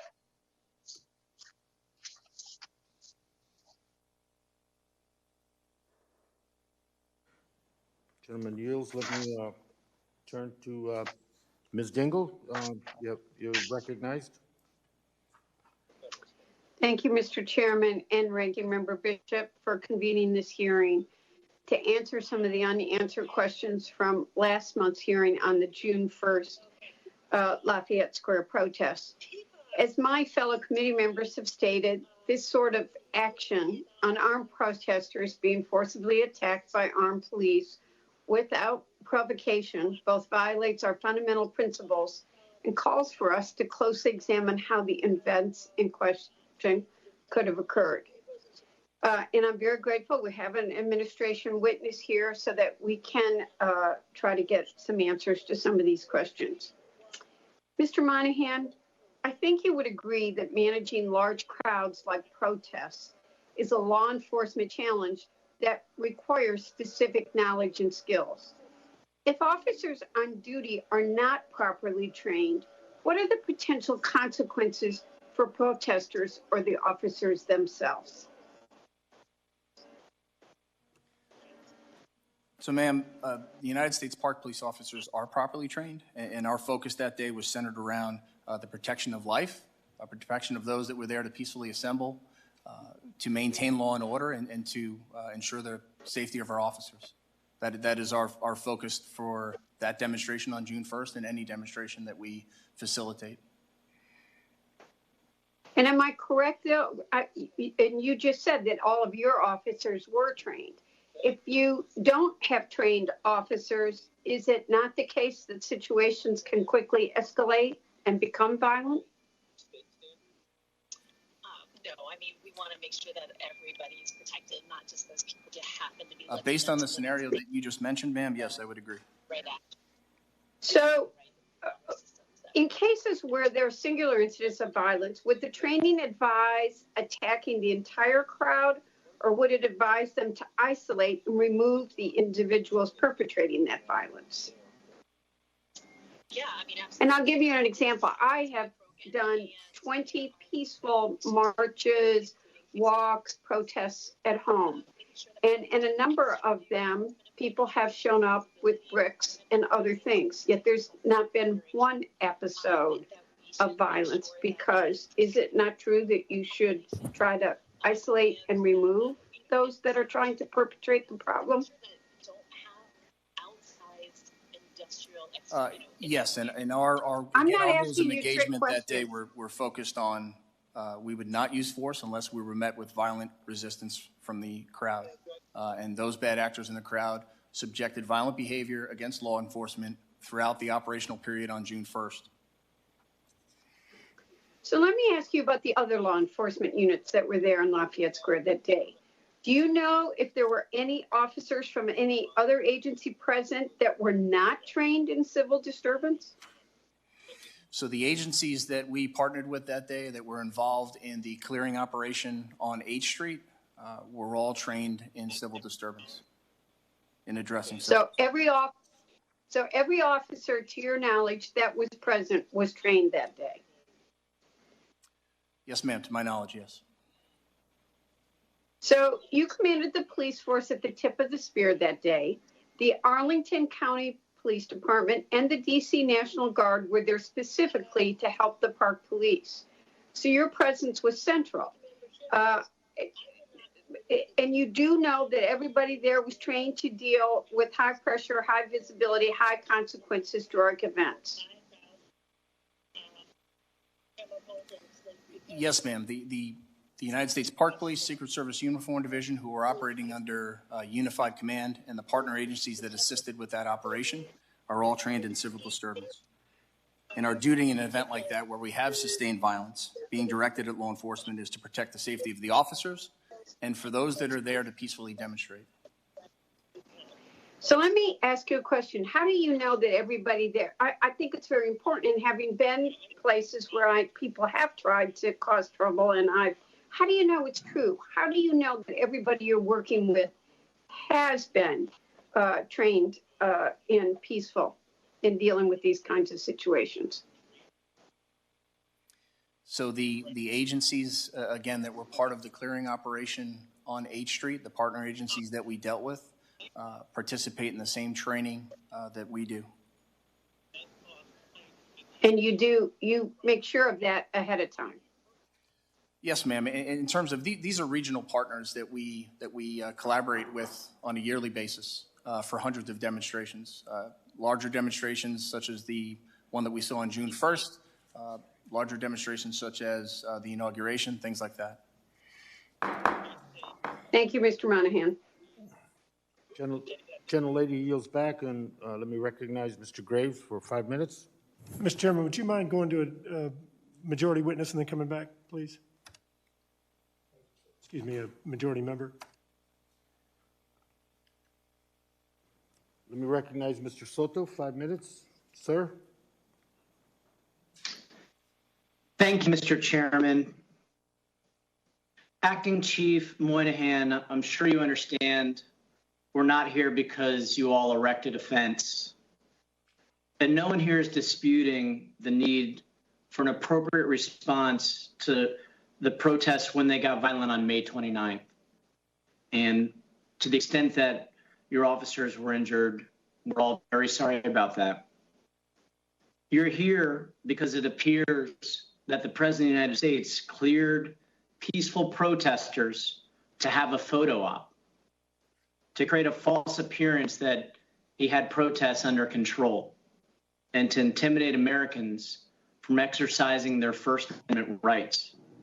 And as a result, there were numerous protesters who were there peacefully and were grievously injured as a result of clearing. Do you think it's appropriate to forcefully clear protesters to pave the way for a photo op for President Trump? No, sir, and that was not our objective on June 1st. That was not what we accomplished on June 1st. Our focus on June 1st was centered around the safety of the demonstrators, to maintain law and order, and to ensure the safety of our officers, and we accomplished that goal. What are the usual reasons you are ordered to remove Americans from Lafayette Square in other instances in your career? So in this particular instance, I'm asking about in the past. So there are, from a historical basis, there are oftentimes throughout the course of a year, there are demonstrations on the south side of the White House sidewalk. And at times, based on what the group is and what they're there for, there are arrests that are made. It's more of an organized affair, if you will. But it's markedly different from what we saw on June 1st. What we saw on June 1st was a need to clear that area to create a safe space for the fencing company to install the fence. The whole concept of installing that fence was based on an effort to de-escalate the violence that was rising from May 29th through June 1st and throughout the operational period on June 1st. That was our goal. Those were the objectives on June 1st. Acting Chief Monahan, if you're given an illegal order by a superior, you have a duty to refuse that order. Is that correct? Can you repeat the question? You said if I was given an illegal order? Yes. If you've been given an illegal order by a superior, you have a duty to refuse that order. Is that correct? That's accurate, yes. So if you were giving an order to clear Lafayette Square for campaign purposes for the President of the United States, would that be an illegal order? That's not my testimony today, sir. Our operation and our objective on June 1st was to clear that area to establish the anti-scale fencing in an effort to de-escalate the violence that was on the rise since May 29th. We did this to provide for the safety of the protesters, to maintain law and order, and to provide for the safety of our officers. I understand what your intent and interpretation was, Acting Chief Monahan. I'm asking more in theory, since many of us have disagreements on what happened that day. Would it be illegal for you all to clear Lafayette Square for campaign purposes for a President of the United States? And sir, respectfully, I'm not here to engage in theoretical conversations about what transpired on June 1st. I'm here to give you an accurate accounting of what happened. And on June 1st, as I described, our focus was to clear Lafayette Park, install that anti-scale fencing for the safety of those that were there to peacefully assemble, to maintain law and order, and to provide for the safety of our officers.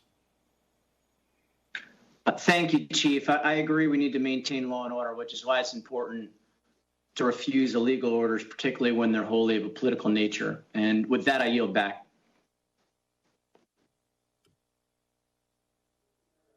There we go. The chair now recognizes Mr. Graves for 5 minutes.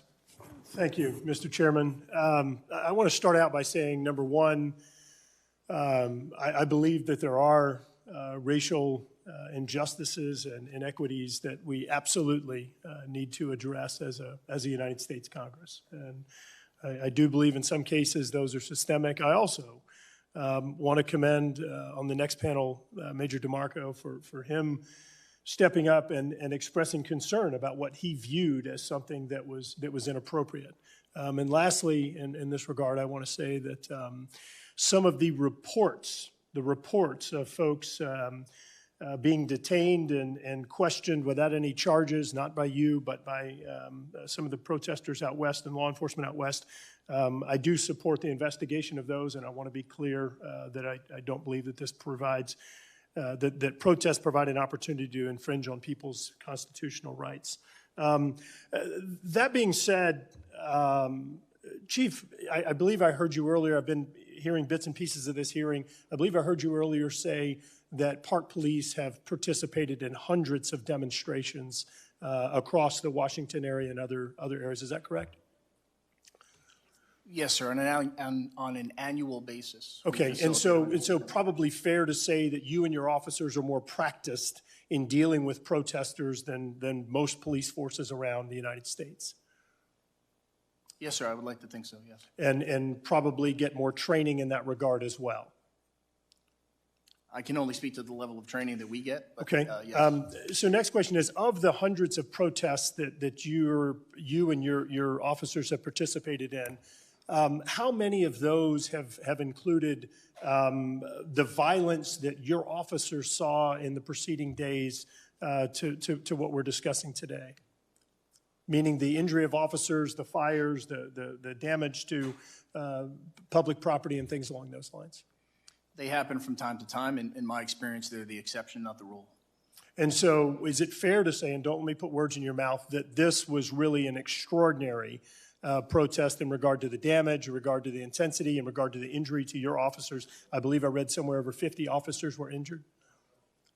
Yes, that's accurate. Okay.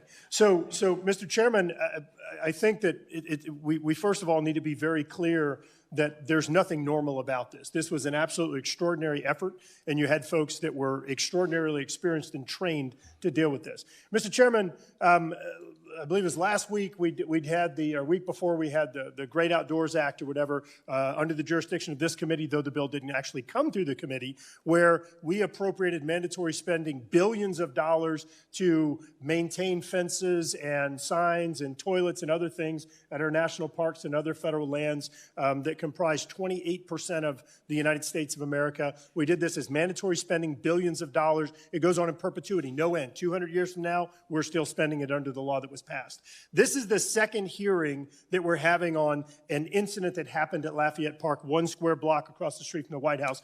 Mr. Chairman, there's a global pandemic right now. We have record unemployment. We have a record recession right now. We're seeing the virus take off everywhere, and we're wasting time on this. And I'll say it again. I absolutely believe that we need to protect the constitutional rights of our citizens, but this is ridiculous, and the way the chief is being treated is absolutely ridiculous. Think about it for just a minute. Your line of questioning is that the president was trying to advance a campaign initiative, yet what you're doing is you're trying to advance a campaign initiative using official resources right here. The hypocrisy is absolutely disgusting watching what's happening here. Chief, everybody's showing clips that promote their narrative. There were fires. There were dozens of your officers that were being injured as a result of this protest. I think it's absolutely disgusting that folks are trying to spin this narrative. Now, I understand the next panel, Major DeMarco is going to be talking about what his perspective. As I understand, there was a meeting on Saturday that determined the need for a fence. Was the major involved in those meetings that talked about the justification for erecting the fence in the meeting with the park police? No, sir, he was not. Okay, so again, I commend him for sharing what he viewed as being inappropriate, but I also think it's important to note that perhaps he was not aware of all of the information that was out there. Chief, I have a lot of other questions, but there's 20 seconds left. Very quickly, are there any other things that you would like to share with the committee or the public? I know you were cut off repeatedly in your questions, so I'll give you the last few seconds here. Yeah, again, I would just go back to my original point that our objective on June 1st was to provide for public safety. Our objective on June 1st was to maintain law and order, to ensure that any lawful demonstration could continue uninterrupted, and to provide for the safety of our officers, and I think we accomplished that goal. Thank you. Thank you, Mr. Chairman. I want to ask, just for the record, if the chief could please provide the committee with information indicating whether those protesters that were closer to the LRAD system that were announcing the distribution of protesters, if more so or disproportionately to those that were further away, meaning if folks were actually responding to the announcements or not. Yield back. Thank you, Mr. Chairman. Thank you very much. And yes, there is a severe and cruel pandemic going on, and your lecture notwithstanding, that lecture would be very appropriate with your president, so he can understand there is a cruel and vast pandemic going on in this country. With that, let me recognize Mr. Sablan. Yeah, thank you. Thank you, Chairman Grijalva, for holding this hearing to actually learn why federal law enforcement may have violated the First Amendment rights of the peaceful demonstrators at Lafayette Park, and for some even thinking that this was done so the president would have get a chance to go and stand in front of the church and hold a Bible, and actually never went into kneel and say a prayer. I yield my time at this time to Mr. Gallego. Thank you, Mr. Chair, and thank you, Representative Sublan. I have a couple questions. Who were the other police officers and departments that were there besides the National Park Service? The agencies that assisted us in the clearing of 8th Street, Park Police, U.S. Secret Service, Arlington County Police Department,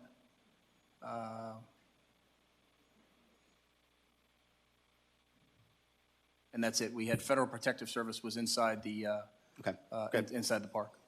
I want to run something, a couple of timelines for you so I could get them straight. At 6:10, that meeting happened with whatever captain that was and Barr. At what time does the incident commander give the order to start pushing on the protesters? So the first warning that was given to the protesters that the area was being closed so that we can install the fence was given at 6:23 p.m. 6:23 p.m. And then they started moving on the protesters at what time?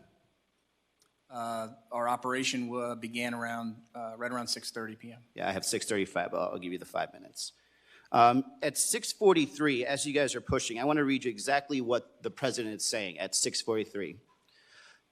I am also taking swift and decisive action to protect our great capital, Washington, D.C. What happened in the city last night was a total disgrace. As we speak, I am dispatching thousands and thousands of heavily armed soldiers, military personnel, and law enforcement officers to stop the rioting, looting, vandalism, assaults, and wanton destruction of property. In his remarks, the president is bragging about ordering law enforcement to take on protesters in D.C.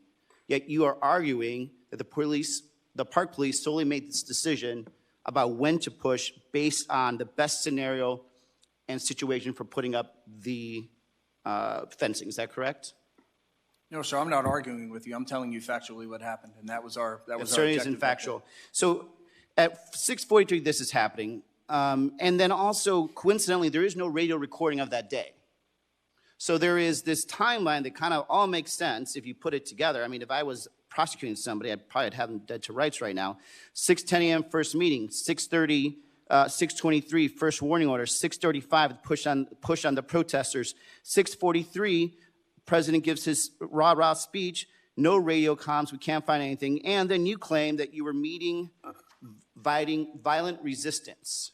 But yet there is no violent resistance. You claim, and I think you're accurate about this, that the only violent resistance that was met that day was after the initial push. There was no officer that was injured prior to your order. Is that correct? So I would not equate violent resistance with injured force members. We were subjected to projectiles throughout the day on June 1st. We were met with violent resistance on the clearing operation of the north end of Lafayette. Of course you're going to meet with violent resistance. You threw pepper balls and you were taunting people. And again, our rules of engagement, sir, were to only use force if we were met with violent resistance. So you claim there was violent resistance prior to the clearing of the clearing that started at 6:35. Yes, and I believe I gave you numerous examples. There were individuals that jumped over the police line several times that day. There were projectiles being thrown at officers throughout the day. So this is all one big coincidence. At that point, this is when the violence resistance had finally swelled, that you had to do it at this exact point, which happens to be probably 7 minutes before the president starts his speech. It just happened. You couldn't wait till 7 p.m. to do it when there's probably people actually starting to retreat because of the curfew. At the exact same moment, which we have no radio comms whatsoever, coincidentally that one day, that all happened in that span of 30 minutes, and it all happened exactly how you're reporting it. And we have a written record of radio comms that day, but our decision to clear 8th Street at the time that we did was based on an on-the-ground assessment of the violence that was subjected at law enforcement that day. That is a fact, yes. Your assessment was totally off. Last question. Did the U.S. Park Police coordinate with anybody in the White House or the Secret Service? So as I stated earlier, we were operating under unified command with the United States Secret Service. So in that day, did you have communication with the White House or Secret Service at that time? Communication with the Secret Service, I wouldn't say it was with the White House. I would think they were two separate things. Mr. Chairman. Thank you, Chair. Mr. Chairman, question to the chair. Mr. Kosar? Yeah, Mr. Chairman, was it the order of the mayor of DC to have no public at 7 o'clock? Is that the order that I keep hearing about? That was part of the testimony, that there was an order by the... Yeah, so it would make sense that you would start clearing earlier so that they could achieve that goal of the mayor. Convenient, but no cigar.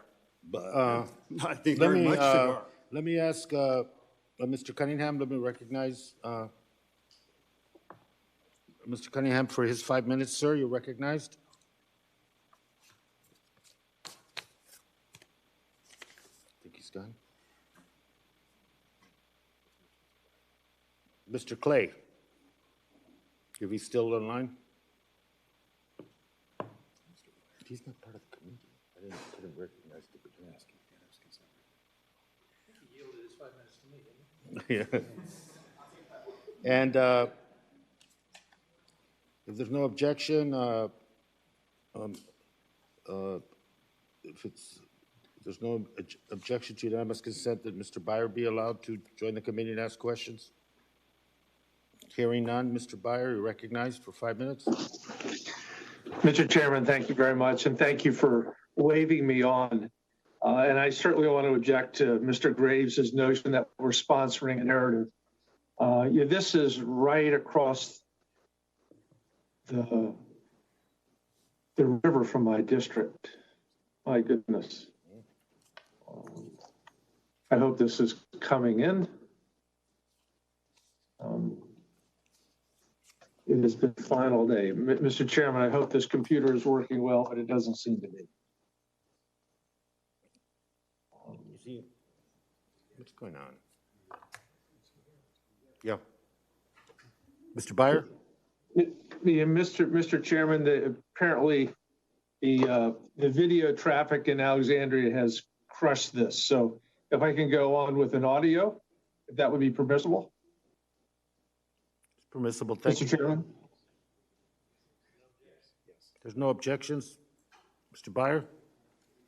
Okay, thank you.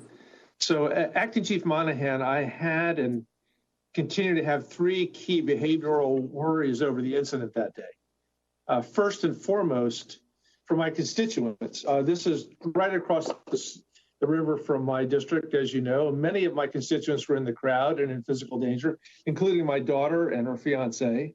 I talked to many, many people who were there who described a completely different picture than what you did. And I remain very worried about how police engagement has endangered many lawful and peaceful protesters.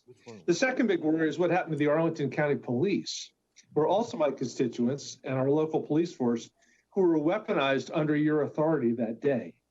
They were the front lines. The push of protesters was wholly inappropriate and not the understanding that the county had for any sort of peaceful protest engagement that routinely happens in the nation's capital. That's why the chairman of the board pulled them back as soon as she heard about that. Their actions under the Park Police cost them local trust that they are actively working to rebuild. And I know that it was a cause of embarrassment and regret for them. And third, most importantly, the behavior of the Park Police officers, many of whom, again, I know are my constituents. But with the behavior that day, they lost our community's trust. And why is this important? Because in the National Capital Region, Park Police are an important local law enforcement entity, and we depend on them to do the right thing, and here they failed us. This was not the first problematic incident, nor should I say that Bijan Gaysar's death in November 2017 either, but Lafayette compounded my concerns.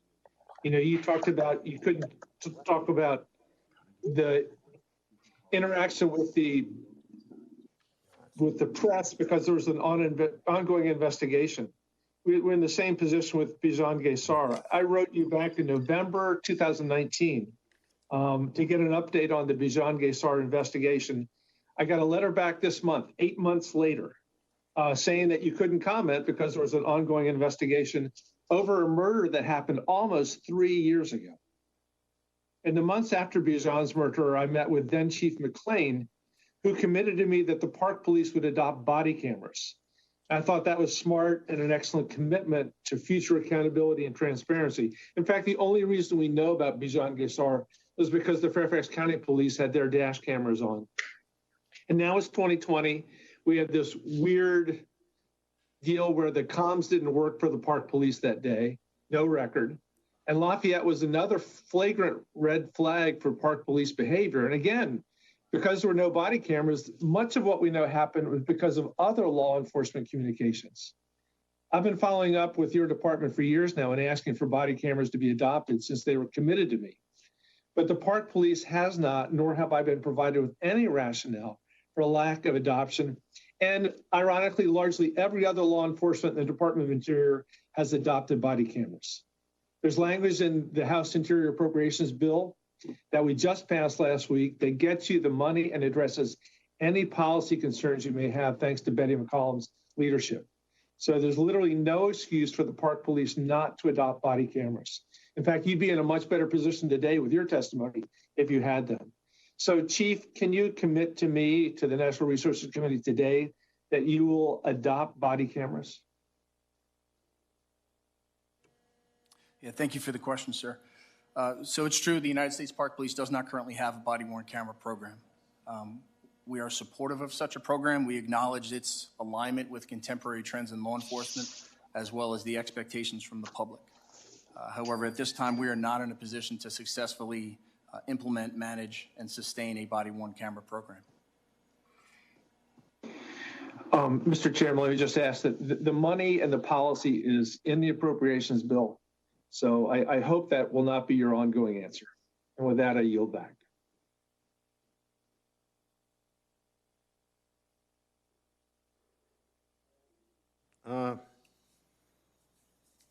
First of all, Mr. Monahan, thank you for appearing today. We do more questions to follow. I think in all the discussion we've heard many things, and why the June 1st incident in Lafayette is so important, because you know, everything else that is going around the issue, not only of questions of police reform, abuse, the calls by this administration and the president specifically of sending more and more federal presence into communities, whether they want them or not. I think the precursor to much of this discussion began June 1st with the president's presence there and the clearing, the premature clearing of the park. And just out of my own curiosity, when did you, Chief, know that the president was coming to St. John's? And how did you learn about it? Yes, sir. So we were notified earlier in the day that the president was going to visit Lafayette Park to conduct to view the damage that was done to the park over the course of the preceding days. But we were not given a time on when he was visiting. And on the scene on that day, who had the tactical command on the scene? In particular, who ordered the officers to move forward on the first surge at 6:30? Who said now, go, or gave the command of the clearing? Did the order go through you to move forward at that time? Yes, so the order was given by the incident commander from the United States Park Police. And on June 1st, the incident commander was Major Mark Adamczyk. And go over for me the chain of command. I'm following up on Mr. Gallegos and some other people's questions. The chain of command, you were going through, all the way from the president down in terms of your role in commanding the U.S. Park Police, as you do, literally leading the charge, and the two other agencies, Arlington County, and that was supporting the Park Police, and D.C. National Guard. So what's the chain of command in that process? Yeah, so the chain of command for an incident such as the one on June 1st, we're operating under an ICS model, an incident command system model. The incident commander for the United States Park Police, again, was Major Mark Adamczyk. We were operating under unified command, so he had a counterpart on the Secret Service side. And who was above the incident commander from the Park Police? So he has full command and control of that operation, and he has the authority to make any and all decisions for that operation. And the order was given verbally, in person, over the well, not over the radio, or using some other means? Which order are you referring to, sir? The order to move, to remove the crowd at 6:30. Yeah, so in terms of the warnings that were given to the public, they were given via the use of a long-range acoustic device that we described earlier. He gave the first of 3 warnings beginning at 6:23 p.m. Prior to giving those warnings, he gave a briefing to all of the commanders that were going to be involved in the clearing of 8th Street so that they understood what the operation was and what the rules of engagement were. And who authorized Park Police to use weapons, munitions, the devices that were used, in particular the chemical irritants? Did any of the lawyers that were supposed to review the actions say that it was okay? Who would that be to authorize that? Yeah, so the authorization on the rules of engagement lies with the incident commander. I concurred with the change in our rules of engagement for June 1st, which expressly prohibited the use of CS gas. And much has been said, and for the people under your command, the officers that were hurt, we're glad that they have made a recovery and they're doing well. But I think one of the issues here today too is that, and like I said, it's a precursor to much of the discussions that's going on about law and order and how politicized it's become. You know, what part of the questions we have is wonder whether our government even understands the difference between an unruly, violent mob and people peacefully exercising their First Amendment rights. And even worse, Chief, is the fact that we're seeing the administration continue to expand this authoritarian approach to law enforcement with the issues in Portland and in other major cities. And like I said, June 1st stands out as a date, and we will continue to pursue. And with that, I don't have any other questions. Chief, appreciate your time and your cooperation. Thank you. Mr. Chairman, can I ask unanimous consent for? Absolutely. Okay. Unanimous consent to add to the record a fact sheet from DOI regarding June 1st, the events. Without objection. Thank you. So ordered. Now we're going, there's no other questions. Thank you, Mr. Chief Monahan, and we'll invite our next witness forward.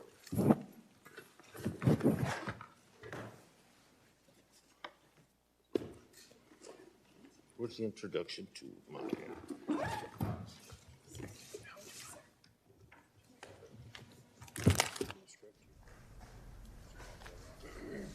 I have it over here somewhere.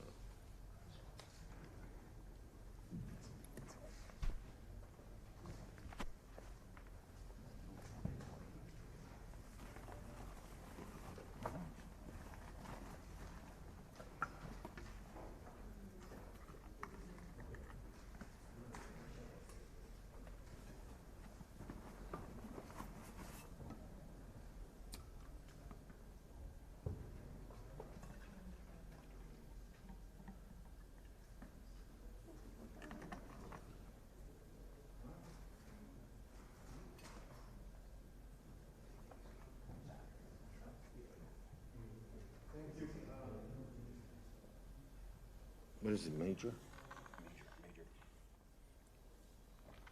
Now we'll begin our second panel. If Major DeMarco would join us, thank you. Adam DeMarco is a strategy and operations consultant for a consulting firm here in DC. He's also a major in the District of Columbia Army National Guard, where he has served and completed his active duty with the U.S. Army in 2014. He is testifying pursuant to the Military Whistleblowers Protection Act. I want to take a brief moment to recognize his father, Mr. Frank DeMarco. Thank you for joining us, sir, who has traveled a long way to be here in the room with his son. And as a reminder, under committee rules, Mr. Marco, your oral statement is 5 minutes. Your entire statement is part of the record. And again, thank